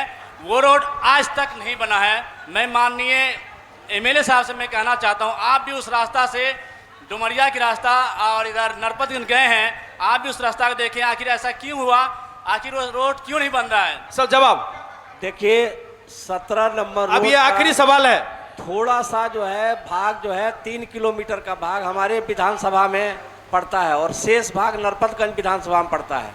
उस रोड का टेंडर हो गया है और हमारे विधानसभा में जहां एक पुल की आवश्यकता थी, 3 स्पेन का पुल भी बनाया जा रहा है और उस रोड का टेंडर हो करके उधर से, जिधर से दूसरी छोर का है, उधर से जो है उसको मोटेबल किया जा रहा है। हमारे भाई साहब को जानकारी नहीं है कि उस रोड का टेंडर हो गया, उसमें मोटेबल का काम भी चालू हो गया है। धन्यवाद विधायक जी, धन्यवाद। आपका शुभ नाम? मेरा नाम मोहम्मद जफर रजा है। आपका सवाल किनसे है? विधायक जी से। बताएं। विधायक जी से कहना ये चाह रहा हूँ मैं कि विधायक जी 90 पुलिया बनाए, बहुत बड़ा सड़क भी बनाए वो, लेकिन मेरे सदर रोड में पिछले 10 साल से रोड नहीं बन रही है और जरा सा भी बारिश होता है तो सदर रोड में मेरा काम नहीं हो रहा। सदर रोड में सवाल करने दीजिए लोग को। सदर रोड में जरा सा भी बारिश होती है तो उसमें सदर रोड में जब भी बारिश होती है तो नदी की तरह सदर रोड मेरा बहने लगता है। तो विधायक जी से यही विधायक जी अंतिम सवाल आप जी से। अच्छा बात बोले हैं। कोई समझ अगर कभी कोई हमारे लोग हैं और अगर कुछ सवाल पूछते हैं तो निश्चित रूप से सवाल का जवाब देना चाहिए। सदर रोड में स्टेशन चौक से लेकर पटेल चौक तक मैंने ही रोड जो है बुडको से के फंड से मैंने बनाया था 3-4 साल पहले। और अभी सदर रोड में जो नाला का जो निर्माण हुआ पोस्ट ऑफिस चौक से लेकर के स्टेशन तक, वो भी हम लोगों ने जो है वो जो फंड पड़ा हुआ था बुडको के माध्यम से उसको भी बनाया। और अभी कुल 14 करोड़ रुपया 14 करोड़ 75 लाख का 3 ऐसे रोड जो सदर रोड है और कोठी हाट से लेकर करके समलिया कोई ठकुरवाड़ी के पास से सदर रोड में मिलती है और स्टेशन चौक से लेकर के बड़ा शिवालय होकर करके पंचमुखी हनुमान मंदिर होकर के रानी सरस्वती मंदिर तक मिलती है। उसी तरीक़ा से सदर रोड से बड़ी मस्जिद होकर करके और मार्केटिंग यार्ड तक मिलती है। उसी तरह जो भुतहा गली था और जो स्टेट बैंक का जो प्रधान शाखा है वो रोड और जो भगवती देवी जो गोयल के का जो जाता है रोड जो आरसीडी रोड से कनेक्टिविटी जिसकी होती है, ऐसे सभी रोडों का जो है 14 करोड़ 75 लाख रुपये के लागत से इसका निर्माण कराया जा रहा है। और इसका मूर्त रूप 1-आध महीना से आचार संहिता से पहले आपको देखने को मिलेगा, जिसमें 6 करोड़ 75 लाख रुपया का जो टेंडर किया गया है सदर रोड से लेके कोठी हाट का। उस रोड में 1 करोड़ 50 लाख सिर्फ बिजली के खंभे को उखाड़ने के लिए विस्थापित करने के लिए दिया गया। इसी तरीक़ा से जो रोड का जो है 22 फीट जो रोड बनना है चौड़ीकरण के लिए, उसमें बिजली के खंभे को विस्थापित करने के लिए अलग से पैसे दिए गए हैं। इसलिए आपको वो सारा चीज़ देखने को मिलेगा। और बहुत जो रोड का पुल का पुलिया का काम हमारा जो काम था आरसीडी का, उसमें सुभाष चौक से बतनाहा, सुभाष चौक से जो ब्लॉक वाला रोड जाती है एनएच पर, वो सुभाष चौक से रामपुर उत्तर में जाती है, वो सुभाष चौक से एयरपोर्ट जो रोड जाती है वो, ये जो आपको मेला वाला रोड, आपका मेला का ग्राउंड भी बन गया, 2 जगह जो है बस स्टैंड बन गया। भाई मतलब कहीं भी हम लोग कम पड़े हैं। धन्यवाद आपका शुभ नाम? विद्यानंद पासवान मेरा नाम हुआ। ये है कि हमारे सम्मानित विधायक जी और सम्मानित मनोज जी ये बोले कि फारबिसगंज में बहुत सारा पुल पुलिया बना, सड़कों का निर्माण हुआ। मैं तो कहता हूँ कि इलेक्शन आने से जितने लीडर हैं चाहे किसी भी दल का हो, वे जनता से वादा करते हैं और जीत जाने के बाद जनता का वाद को भुला देते हैं। सवाल ये है कि आपने कहा इतना रोड आपने बनाया, लेकिन उसका गुणवत्ता का भी तो ख्याल रखना चाहिए। ये जनता का पैसा का दुरुपयोग हो रहा है। आप भले ही बनाइए लेकिन उसका गुणवत्तापूर्ण मने बनना चाहिए। उसका प्रत्यक्ष उदाहरण मैं जवाब भी मांगूंगा विधायक जी से कि प्रत्यक्ष उदाहरण मैं देता हूं कि ये पटनिया बस स्टैंड से आपके ये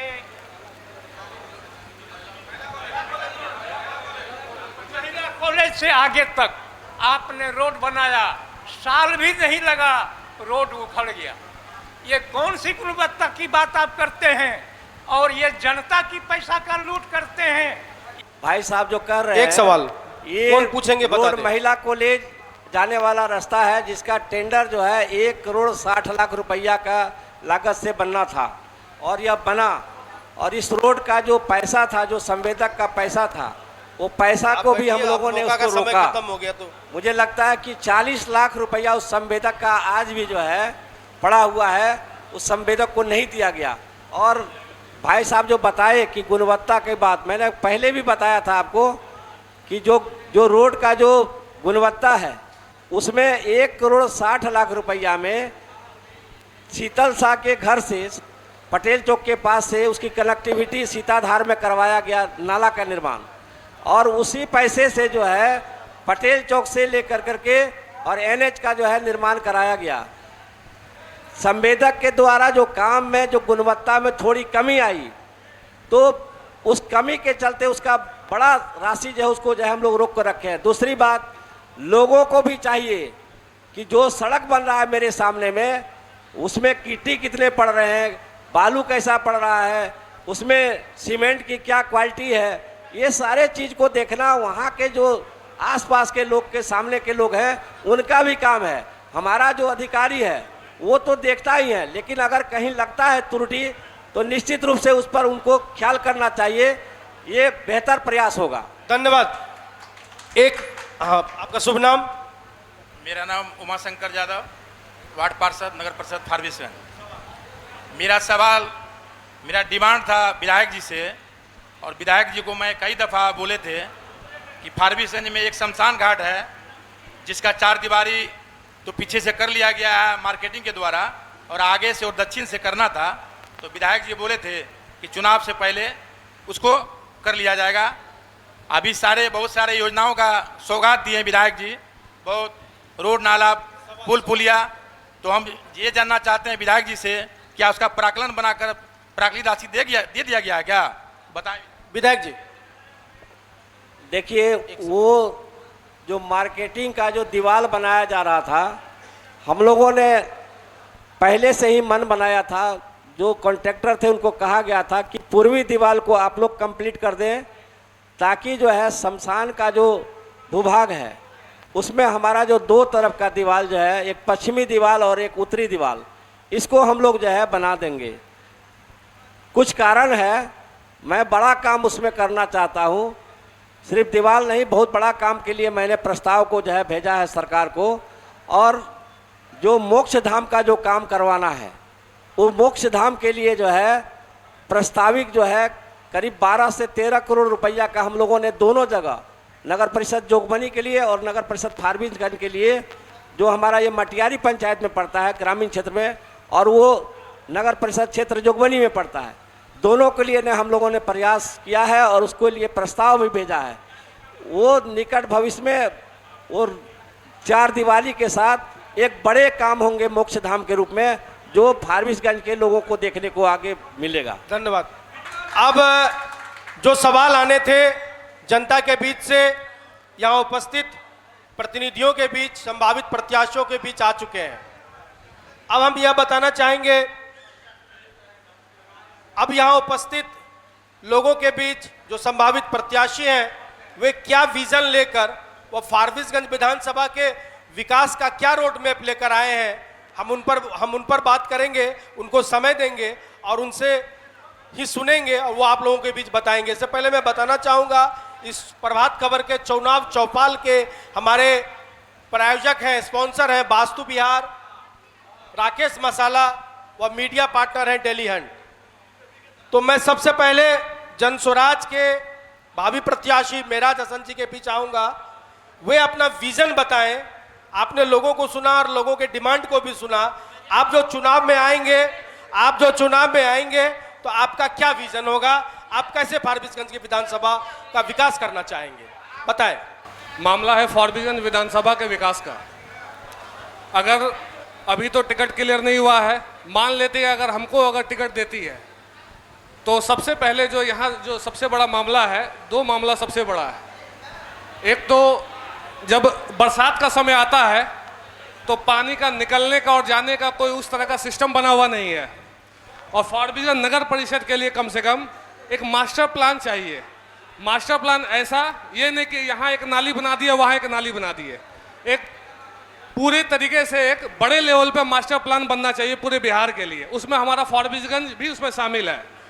जो अभी कोसी का जो प्रोजेक्ट चल रहा है, जो नदियाँ और बांध और नहर है, उसको एक प्रोजेक्ट बना दे और पूरे बिहार के उस पर जो है मुख्यमंत्री स्तर पे हो या केंद्र के स्तर पे हो, उस पर पानी के निकलने का जाने का सारा रास्ता वहाँ पे अवेलेबल हो। तो यहाँ क्या है कि यहाँ पे रास्ता नहीं है पानी जाने का, और दिन ब दिन कहीं ना कहीं मकान नया बन रहा है, रोड बन रही है, तो डेवलपमेंट तो हो रहा है लेकिन बिल्कुल पर्टिकुलरली उस तरह से नहीं हो रहा है, बिल्कुल प्लानिंग की तरह से नहीं हो रहा है।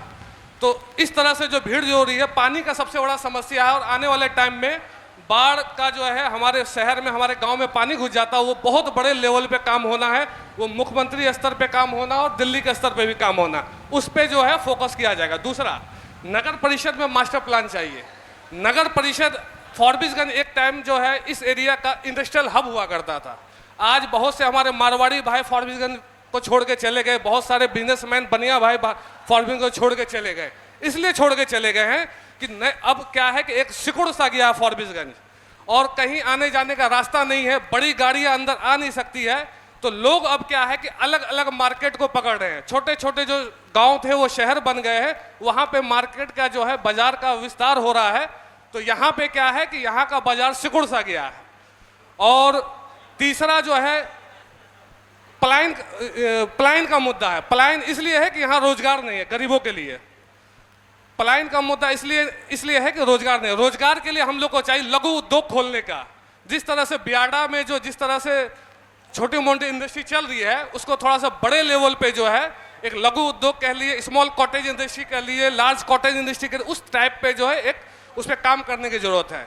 और दूसरा एक स्वास्थ्य का बड़ा मुद्दा है। आदमी किसी को भगवान न करे किसी की तबीयत ज़्यादा खराब हो जाए, वो अनुमंडल अस्पताल जाएगा, वहाँ रेफर होगा, सदर अस्पताल अररिया जाएगा, वहाँ रेफर हो जाएगा, पूर्णिया सदर अस्पताल भेजाएगा, वहाँ रेफर हो जाएगा। यानी कि करोड़ों का इंफ्रास्ट्रक्चर फॉरबिसगंज, अररिया और पूर्णिया के हॉस्पिटल का है, सरकारी हॉस्पिटल का है, लेकिन इलाज के नाम पे कुछ नहीं है। और जो सरकारी डॉक्टर है वो अपना क्लिनिक कहीं ना कहीं चला के वहाँ पे बढ़िया से इलाज कर रहे हो, सरकारी हॉस्पिटल में नहीं कर रहे। वो हम आप सबको पता, अंडरस्टूड है, प्रतिनिधि भी जानते हैं और प्रशासन भी जानता है। तो ये मुद्दा, स्वास्थ्य का मुद्दा बहुत बड़ा मुद्दा है। और यहाँ का जो सीमांचल का पानी है वो बड़ा जरा सा जो आयरन ज़्यादा है, और पानी की में भी बहुत सारा खराबी है। तो यहाँ पे जो स्वास्थ्य का मुद्दा है, जो सरकारी स्तर पे हमको जो उसको ठीक करने की जरूरत है। और जो सरकारी स्कूल है, सरकारी स्कूल अभी नीतीश कुमार जी बड़ा अच्छा काम किए हैं कि नए नए टीचरों को ला के दे रहे हैं, लेकिन अभी लंबा काम करना बाकी है। सरकारी स्कूल में जो है कोई भी अच्छे लोग, मैं एकदम दावा ठोक के बोलता हूँ, अच्छे घर के लोग अपने बच्चों को आज भी सरकारी स्कूल में नहीं भेजते हैं। पता है कि वहाँ से पढ़ के जाएगा तो उस तरह की शिक्षा नहीं ले पाएगा जो शिक्षा लेना हो, जिसको IIT हो, एम्स हो या मेडिकल कॉलेज हो, इंजीनियरिंग कॉलेज, वहाँ जा पाए। तो सरकारी स्कूल को जो है डेवलपमेंट, यानी कि उसका जो स्टैंडर्ड है उसको बहुत हाई करने की जरूरत है। शिक्षा, स्वास्थ्य, बाढ़ और शहर में जो बाजार जो है या फॉरबिसगंज में जो शहर का जो है सिकुड़ता जा रहा है, उसको सोचने की जरूरत है। माननीय विधायक जी भी हैं, बड़े बड़े लोग हैं, हम चाहें कि रोड जो है हमारा थोड़ा सा चौड़ा हो, उससे जो है शहर में आवाजाही सही से हो जाए। धन्यवाद। चलिए, आपको अगर मौका मिला तो आप शहर को जल जमाव से मुक्ति दिलाएंगे, शिक्षा और स्वास्थ्य के क्षेत्र में पेयजल संकट को दूर करेंगे, अच्छा है। अब हम चाहेंगे मनोज जी हमारे बीच हैं, वे 5 मिनट में अपनी बातों को जनता के बीच रखें। अगर उनकी पार्टी को फिर मौका मिलता है तो वे क्या करना चाहेंगे? हमारी पार्टी को लगातार 1990 से मौका मिला और शांति व्यवस्था एक बार 2000-2005 के बीच में, मैं उनका नाम लेना चाहता हूं, विधायक बने और एक आतंक का राज छा गया था फारबिसगंज के अंदर में। उस आतंक के राज को मिटाने के लिए फिर यहाँ के लोगों ने प्रण लिया और फिर से भाजपा को जिताया और लोग लगातार जिताते आ रहे हैं। मैं अपनी मैनिफेस्टो बचाने से पहले हमारे युवा साथी जो आए हुए हैं, और यहाँ तक कि मैं थोड़ा वे से हट के अविनाश जी को भी कहना चाहता हूँ, उनको भी ये घटना शायद मालूम नहीं होगा, जो घटना आप लोग के बीच में आज रखना चाहता हूँ। इस पर मंच पर बैठे मात्र 2 आदमी को इस घटना का एहसास होगा जो SIR वोट चोरी क्या होता है। वो फारबिसगंज की धरती पर हुआ 1996 ईस्वी में। आप लोग अच्छा से सुनिएगा, 1996 ईस्वी में मार्केटिंग का चुनाव हुआ था और मार्केटिंग के चुनाव में सुरेश केसरी जी मार्केटिंग से मतदान में जीत उनकी हुई थी और फूल माला से उनको स्वागत करने के लिए पूरे समर्थक बाहर खड़े थे। एन मौका पर पप्पू यादव जी का एंट्री होता है यहाँ फारबिसगंज में, मार्केटिंग यार्ड के अंदर में, और आनंदी यादव जो कि 129 मत से हार चुके थे, सर्टिफिकेट बन के तैयार हो गया था सुरेश केसरी को देने के लिए। वैसा घटना सुन के मेरा रूह कांप जाता है। जो वोट चोरी क्या होती थी राजद के शासनकाल में, उसमें पप्पू यादव जी आए और वहां पर उनके जो पदाधिकारी थे, ऋषिदेव जी थे, उनको स्पष्ट बोला ये सर्टिफिकेट को तुरंत फाड़ के फेंको। बोला सर इसको जीत घोषित हो गया है, गिनती हुआ है सर, बैलेट से गिनती होता है, 129 वोट से विजयी। बोला सर्टिफिकेट मैं कहता हूँ फाड़ के फेंको। उनके आदमी थे, उनको पिस्टल सटाया और उसको जो है तुरंत सर्टिफिकेट फाड़ के और आनंदी यादव को वहां पर विजयी घोषित किया गया और सुरेश केसरी को कहा गया चलो तुम इसको माला पहनाओ और अगले बार तुमको फिर हम जाके बना देंगे। मनोज यादव जी बोले। मनोज जी SIR से हट के आइए। नहीं, ये थोड़ा सा कहानी है, लोग के ध्यान में रहना चाहिए। अपने चुनावी मुद्दे पर क्या होता है? मेरा सवाल है कि आनंदी प्रसाद यादव जी अगर आपराधिक छवि के व्यक्ति थे, अब तो उस दुनिया में नहीं रहे, अपराधी तो भाजपा ने उसे अपने दल में शामिल क्यों किया, टिकट देने का काम क्यों किया? अपराधी छवि के व्यक्ति मैं उसको भी बता रहा हूँ। आप करे तो लीला, पप्पू यादव जी को, मैं पप्पू यादव जी को अपराधी छवि का व्यक्ति बता रहा हूँ। पप्पू यादव जी को मैं अपराधी छवि का व्यक्ति बता रहा हूँ। आनंदी यादव तो आए नहीं थे वहाँ पर, आनंद यादव को बुलाया गया और पप्पू यादव थे बड़े अपराधी जो थे उस समय के, उन्होंने जबरदस्ती बनवाया लोकल फिर सर्टिफिकेट दिया। स्थानीय मुद्दे पर बात कीजिए। आनंदी यादव को विजय का माला पहना के फिर स्थानीय मुद्दा ये होता है, ये होता है वोट चोरी। इस तरह मनोज जी आप राजद के काल में हुआ करता था। मनोज जी पिछली बातों को आप आगे क्या करना चाहेंगे? ये बहुतों को मालूम नहीं था, इसीलिए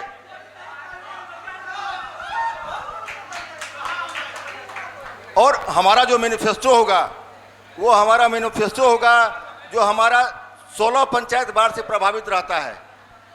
माननीय नरेंद्र मोदी जी के माननीय नरेंद्र, अरे भाई आप बैठ जाइए ना, ठीक है बैठ जाइए, आपने बोल दिया बैठ जाइए। और कोसी मेची नदी योजना के, कोसी मेची नदी योजना जोड़ों के तहत जो कि हम लोग का ड्रीम प्रोजेक्ट है, उसके तहत परमान नदी के दोनों तरफ बांध बना के उसमें जलाशय के निर्माण करा के वहाँ मछली पालन का उद्योग लगा के वहाँ गोचर की व्यवस्था करके इस पूरा ब्लूप्रिंट उसका तैयार है। 1132 करोड़ रुपया जिला में आ चुका है। बहुत जल्द आप लोग को देखने को मिलेगा जो परमान नदी जो मिर्गन से लेके अररिया तक दोनों तरफ बांध और रोड का निर्माण होगा। दूसरा हम लोग का मैनिफेस्टो होगा जो अररिया जिला के फारबिसगंज और जोगबनी ये दोनों शहर को स्मार्ट सिटी के रूप में विकसित करना, ड्रेनेज की व्यवस्था करना, जो स्मार्ट सिटी हो का कैसे ड्रेनेज की व्यवस्था हो, इस पर हम लोग का काम करने का ये दो मुख्य परियोजना है। मैं तो हवाई बात करूंगा नहीं, जो मैं सत्ता आएगा तो ऐसे कर देगा, क्योंकि सत्ता किस तरह से काम करती है हम लोग तो देखते आ रहे हैं। कोई भी काम को धरातल पर किया जाता है, हम बोल देंगे फार्मास्यूटिकल को लंदन बना दिया जाएगा, ये संभव नहीं है। लंदन बनने में भी समय लगेगा। नहीं धन्यवाद लगता है। मनोज जी चलिए, हमने आपको जाना कि आपने शहर का विकास किया, अब आगे आप इस शहर को स्मार्ट सिटी बनाएंगे। बहुत बहुत धन्यवाद। हमारे बीच कांग्रेस से अमितेश कुमार गुड्डू जी हैं। कम शब्दों में कृपया रखें कि अगर उनके सरकार को मौका मिलता है तो वो क्या विकास करना चाहेंगे। देखिए, अगर हमारे सरकार को भी मौका मिलती है, अगर यहाँ से टिकट मिलती है और जीतते हैं, हम लोग जीतेंगे ही यहाँ से ही, तो मेरा ये मुद्दा है, कहने का मतलब कि आज हमारे यहाँ पर 30 साल से बीजेपी की सरकार है, जो आज पूर्णिया में एयरपोर्ट बनी है और वो बन के तैयार है। इनमें 17 तारीख तक उद्घाटन है उनका होना है, और वो एयरपोर्ट बीरपुर चले गई और फाजिलगंज में एयरपोर्ट आज तक नहीं बन पाया। इसका क्या कारण है, हमको बताएं विधायक जी, कि इनका आखिर कारण कहाँ चूक रह गई यहाँ की जनता को, कि आज तक यहाँ पर उनको मौका नहीं मिला कि प्लेन का सेवा से वो लोग यहाँ से उड़ान भर सकें। ये बहुत दुखद बात है। तो हमारी जब सरकार बनेगी तो सबसे पहला काम हमारा ये रहेगा कि यहाँ पर जो हवाई फील्ड है वहाँ पर हम लोग का एयरपोर्ट का वहाँ उद्घाटन हो। और सबसे बड़ी समस्या जो है यहाँ पर बिहार सरकार के सरकारी स्कूलों में है, जो हमारे प्राइवेट स्कूल में हमारे स्पोर्ट्स की सुविधा है, संगीत का सुविधा है और कंप्यूटर का सुविधा, वो हमारे सरकारी स्कूलों में क्यों नहीं है? ये सुविधा वो भी तो हमारे यहाँ शिक्षा करते हैं, पढ़ाई करते हैं गरीब बच्चों को, उनका भी यहाँ कोई वैसा मुहैया सुविधा नहीं है सरकारी स्कूल में। प्राइवेट स्कूल में चले जाइए, हर चीज़ का सुविधा है, हम खाना दे रहे हैं उनको, पीएम पोषण योजना के तहत खाना दे रहे हैं, तो शिक्षा में हम कमी क्यों कर रहे हैं उनके लिए? और सी बहुत सारी बातें हैं, जैसे आज हमारी मार्केटिंग यार्ड में ले लीजिए, थोड़ा सा अगर जल जमाव होता है तो वहाँ का एकदम मतलब जाने लायक नहीं है, दुर्गति पूरा एकदम बना हुआ है। अगर आप कुछ सब्जी लेने के लिए जाएंगे सोचना पड़ेगा कि हम वहाँ कैसे जा सकेंगे, यहाँ इतनी स्थिति खराब है। चलिए, बहुत बहुत धन्यवाद गुड्डू जी, आपने अपनी बातों को रखा। अब हमारे बीच राजद से समर्पित कार्यकर्ता वाहिद अंसारी जी हैं। हम चाहेंगे संक्षेप में, अगर उनके सरकार को मौका मिलता है तो फारबिसगंज के विकास को किस रूप में देखना चाहेंगे? अगर हमारी सरकार महागठबंधन की बनती है बिहार में, तो हम ये वादा करते हैं कि फारबिसगंज क्षेत्र में जो मकई का खेती होती है, गन्ना की खेती मकई का, उसके लिए हम जैसे टार्च फैक्ट्री कछुआ चाल में चल रहा है और तेज़ी से मकई के फैक्ट्रियाँ लगाएंगे, जिस इलाका में किसान को लाभ हो। मकई की खेती के लिए जो निर्भर है यहाँ के किसान, यहाँ से पूरे हिंदुस्तान में, यहाँ तक कि विदेश भी मकई जा रहा है फारबिसगंज से, तो हम चाहेंगे कि मक्का का जो है प्रोसेसिंग का जो है टार्च फैक्ट्री यहाँ खुलवाने का काम करेंगे। दूसरा, यहाँ से हमारी सरकार बनेगी तो फारबिसगंज से खवासपुर तक के लिए ट्रेन चलाने का मांग करेंगे और ट्रेन का रूट तय करेंगे। दूसरा, फारबिसगंज से हमारा खवासपुर तक स्टेट हाईवे सरकार बनेगी तो स्टेट हाईवे का दर्जा दिलाने का काम करेंगे। स्टेट हाईवे बनेगा खवासपुर तक, जिससे इस इलाका में और डेवलप हो। और हम लोग सरकार अगर हमारी बनती है तो हम सिमराहा इलाका को रेणु जी के नाम से प्रखंड, अलग प्रखंड बनाएंगे, सिमराहा रेणु प्रखंड, और फारबिसगंज को जिला बनाने का काम करेंगे। हमारी सरकार ये घोषणा करते हैं आपके मन से फारबिसगंज। और फारबिसगंज के जाम की जो समस्या है उन पर हम मिनी सब अंडरपास, मतलब अंडरपास बनाएंगे, पटेल चौक और ज्योति सिनेमा पास, और जाम के समस्या पर भी हमारी सरकार काम करेगी, जो आने वाला समय फारबिसगंज इलाका व्यापारी को राहत मिले। भारी वाहन जो आती है, नो एंट्री है, इलाका डेवलप करेगा। आने वाला समय जो नया परिसीमन हो रहा है, नगर निगम बनेगा और मूलभूत सुविधा सारे जो पंचायत है, रामपुर, भागकोलिया, ढोलबज्जा, किरकिचिया, ये सब इलाका डेवलप करके बड़ा टाउन विकसित करके फारबिसगंज का नाम पूरे बिहार ऊंचाई तक ले जाएंगे। चलिए, बहुत बहुत धन्यवाद वाहिद जी। वाहिद जी की महागठबंधन की सरकार बनती है तो खवासपुर तक ट्रेन दौड़ाएंगे और रेणु की धरती को प्रखंड का दर्जा दिलाएंगे। चलिए, बहुत अच्छी बातें निकल के आई। अब हमारे बीच महागठबंधन के राजद के प्रदेश उपाध्यक्ष अति पिछड़ा प्रकोष्ठ के मंडल अविनाश आनंद जी हैं। वे अपना मैनिफेस्टो बताएं कि वे अगर उनकी सरकार बनी, अगर वे सरकार में आए तो उनके विकास का क्या मापदंड होगा। बहुत बहुत धन्यवाद आप सबों का। चौपाल के इस कार्यक्रम में फारबिसगंज को बदलाव की ओर ले जाना ये प्रण है हम लोगों का, और एक ब्लूप्रिंट है हमारे पास, रोड मैप है, विजन है। अभी बात कर रहे थे हमारे साथी भाजपा के वरिष्ठ नेता मनोज झा जी कि जोगबनी और फारबिसगंज को स्मार्ट सिटी बनाएंगे। पिछले 10 साल में आपने सदर रोड को जल जमाव से मुक्ति नहीं दिला पाया।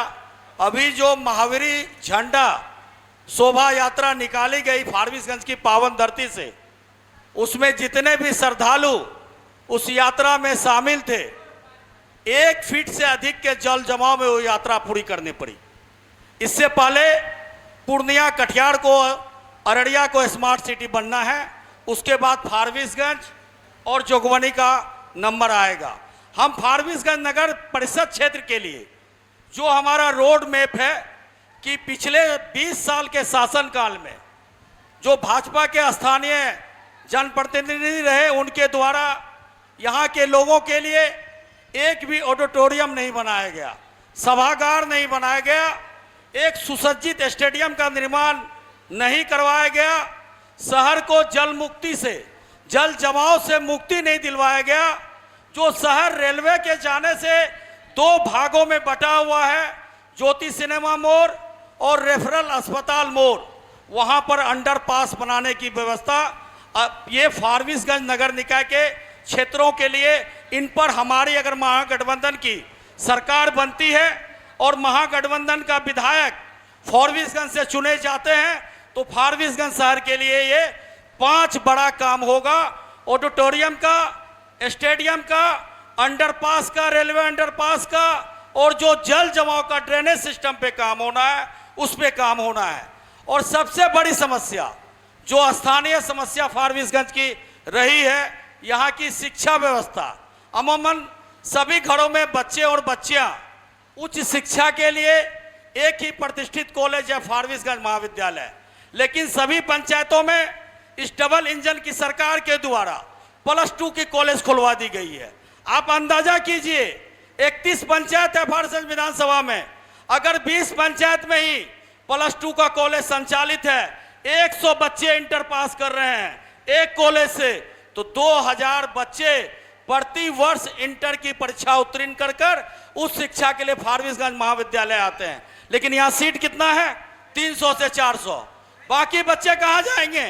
बाकी बच्चों के लिए जोगबनी और सिमरा जैसे जो प्रतिष्ठित स्थल है, वहां पे सरकारी महाविद्यालय, सरकारी कॉलेज की स्थापना के लिए प्रयास किया जाएगा। जो स्वास्थ्य व्यवस्था है, अनुमंडलीय अस्पताल है, यहाँ पे आपका बेहतर पैथोलॉजी का लैब नहीं है। ईसीजी का काम पिछले कुछ महीनों से यहाँ शुरू हुआ है। यहाँ पे अल्ट्रासाउंड की व्यवस्था नहीं है, सीटी स्कैन नहीं हो पाता है, काफी जो क्रिटिकल डिजीज है वो डिजीज पर यहाँ काम नहीं हो पाता।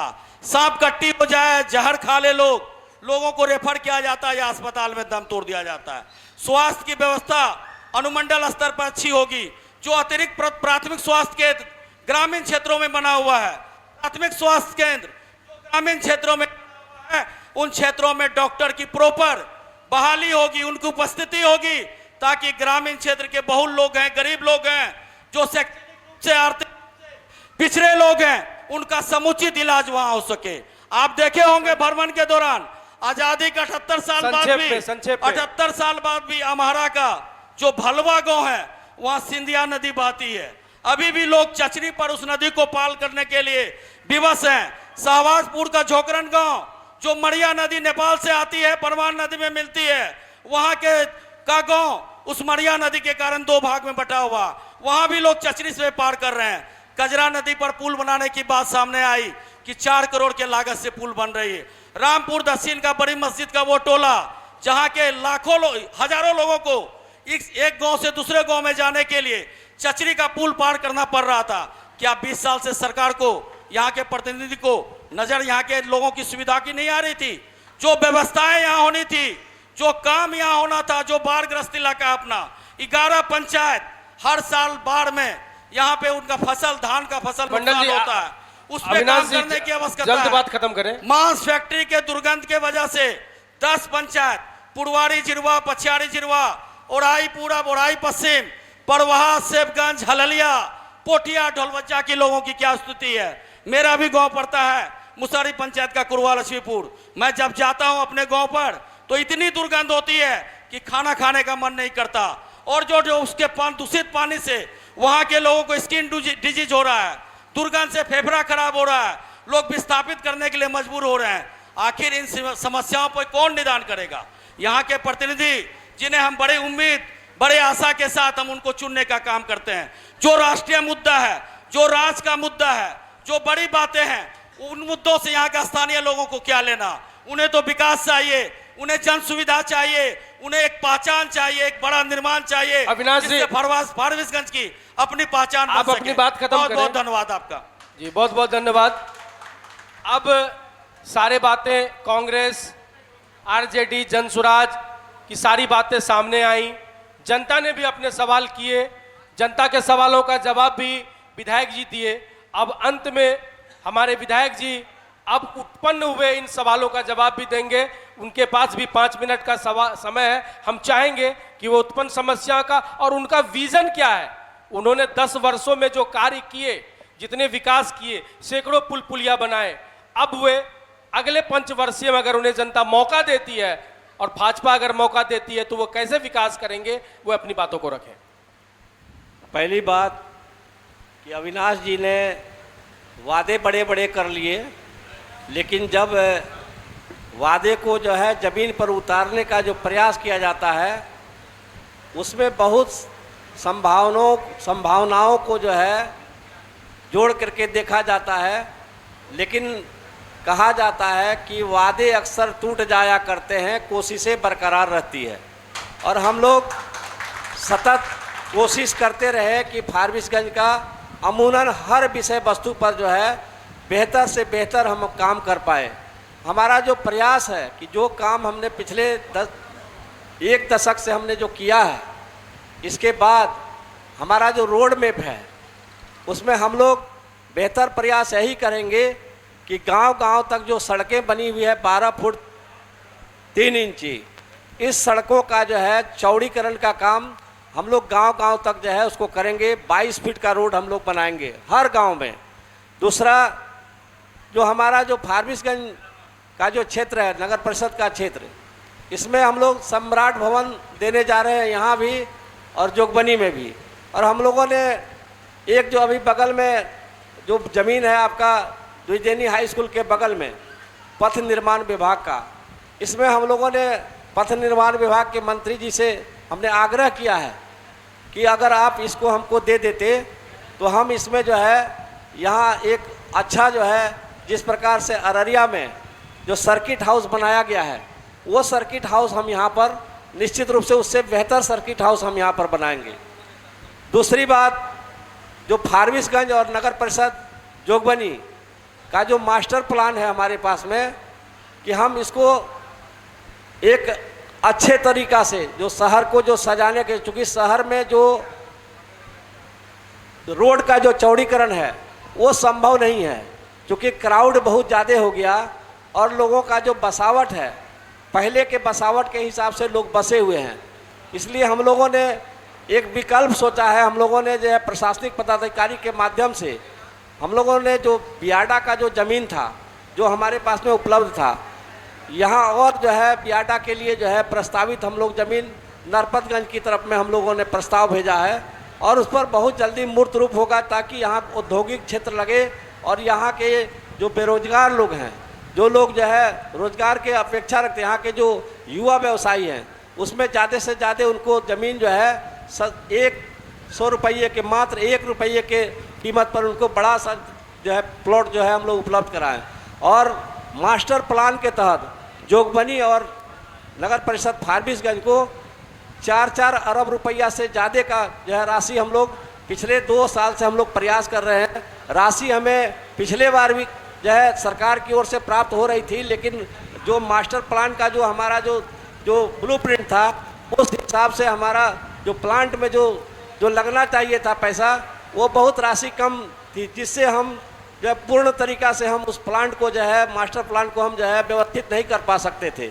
इसलिए मैं पुनः उसको जो है सरकार के पास में हम लोगों ने अपनी बात को रखा है और मुझे विश्वास है कि इस बार जो 18वीं जो लोक विधानसभा का जो जनता के द्वारा जो चुन के प्रतिनिधि जाएंगे और मैं जब जाऊंगा वहाँ, तो निश्चित रूप से जो है यहाँ जो है दोनों टाउन को हम लोग एक अच्छे मॉडल टाउन के रूप में जो है हम इस दोनों शहर को हम देखना चाहेंगे, क्योंकि मेरा जो कर्म है वो विकास की ओर जाता है।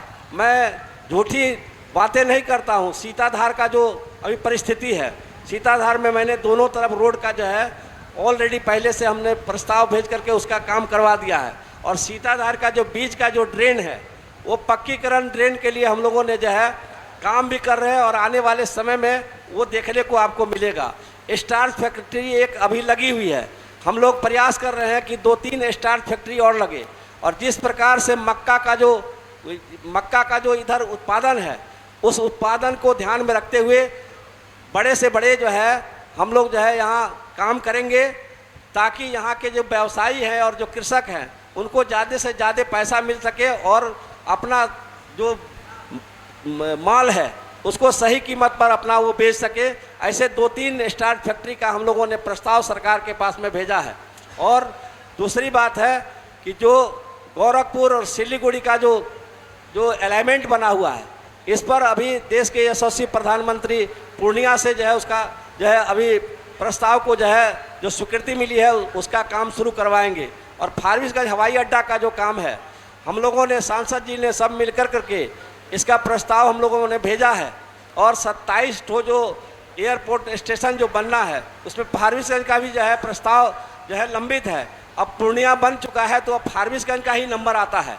और इसके बाद जो हमारा जो मुद्दा है वो है, जैसे ये बता रहे कि भाई स्वास्थ्य विभाग में जो है आमूल चूल कोई परिवर्तन नहीं हुआ, तो यहाँ शिशु प्रसव गृह का जो है हम लोगों ने यहाँ एक अच्छा जो है यूनिट हम लोगों ने खड़ा किया है।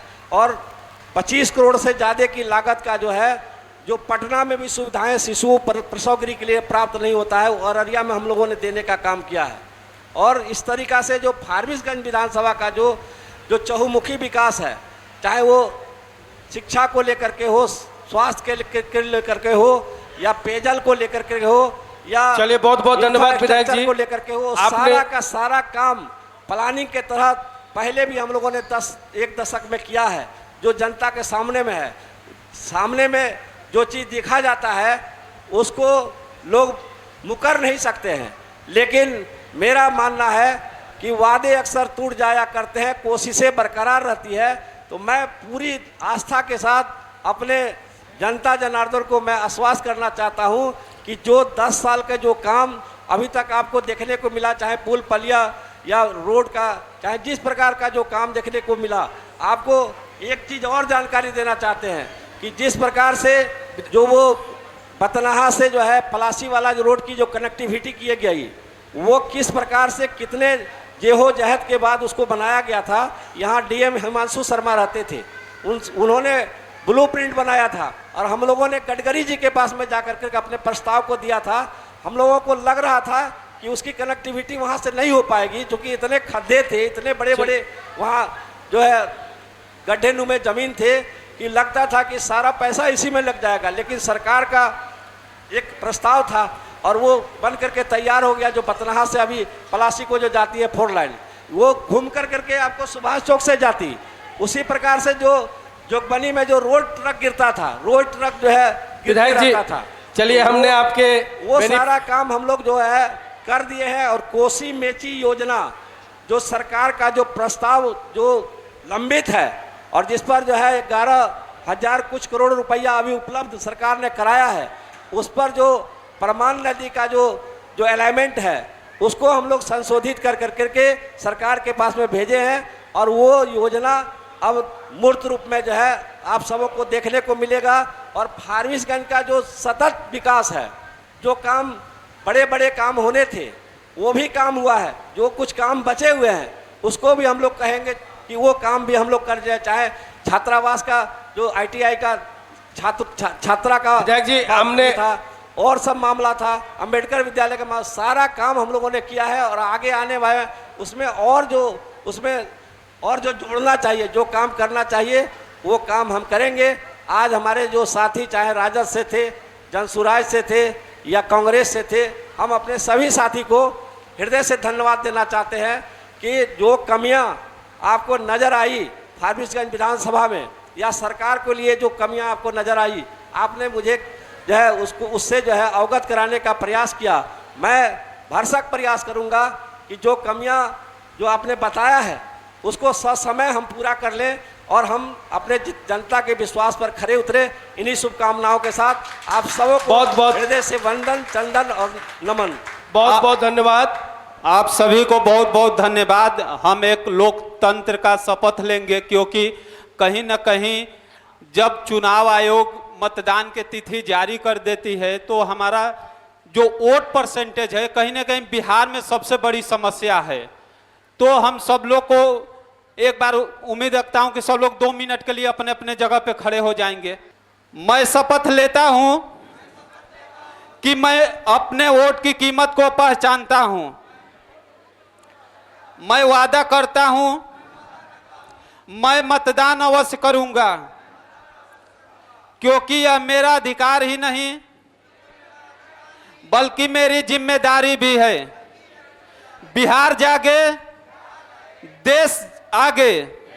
आप सभी का बहुत बहुत धन्यवाद। इस पूरे कार्यक्रम का कल बड़े पैमाने पे कवरेज अखबार में तो आप लोग को देखने को मिलेगा ही। इसके साथ ही साथ आप लोगों ने जो सवाल किया, जवाब मिला, ये पूरे कार्यक्रम का वीडियो फॉर्मेट में प्रभात खबर यूट्यूब पे अपलोड होगा कल। तो सब लोग इस वीडियो को सेव करके जरूर रख लीजिएगा, क्योंकि 2 महीना से पहले, नवंबर से पहले मतदान होना है और सब लोग, सभी नेता आपके बीच जाएंगे और मतदान करने की अपील करेंगे अपने पक्ष में।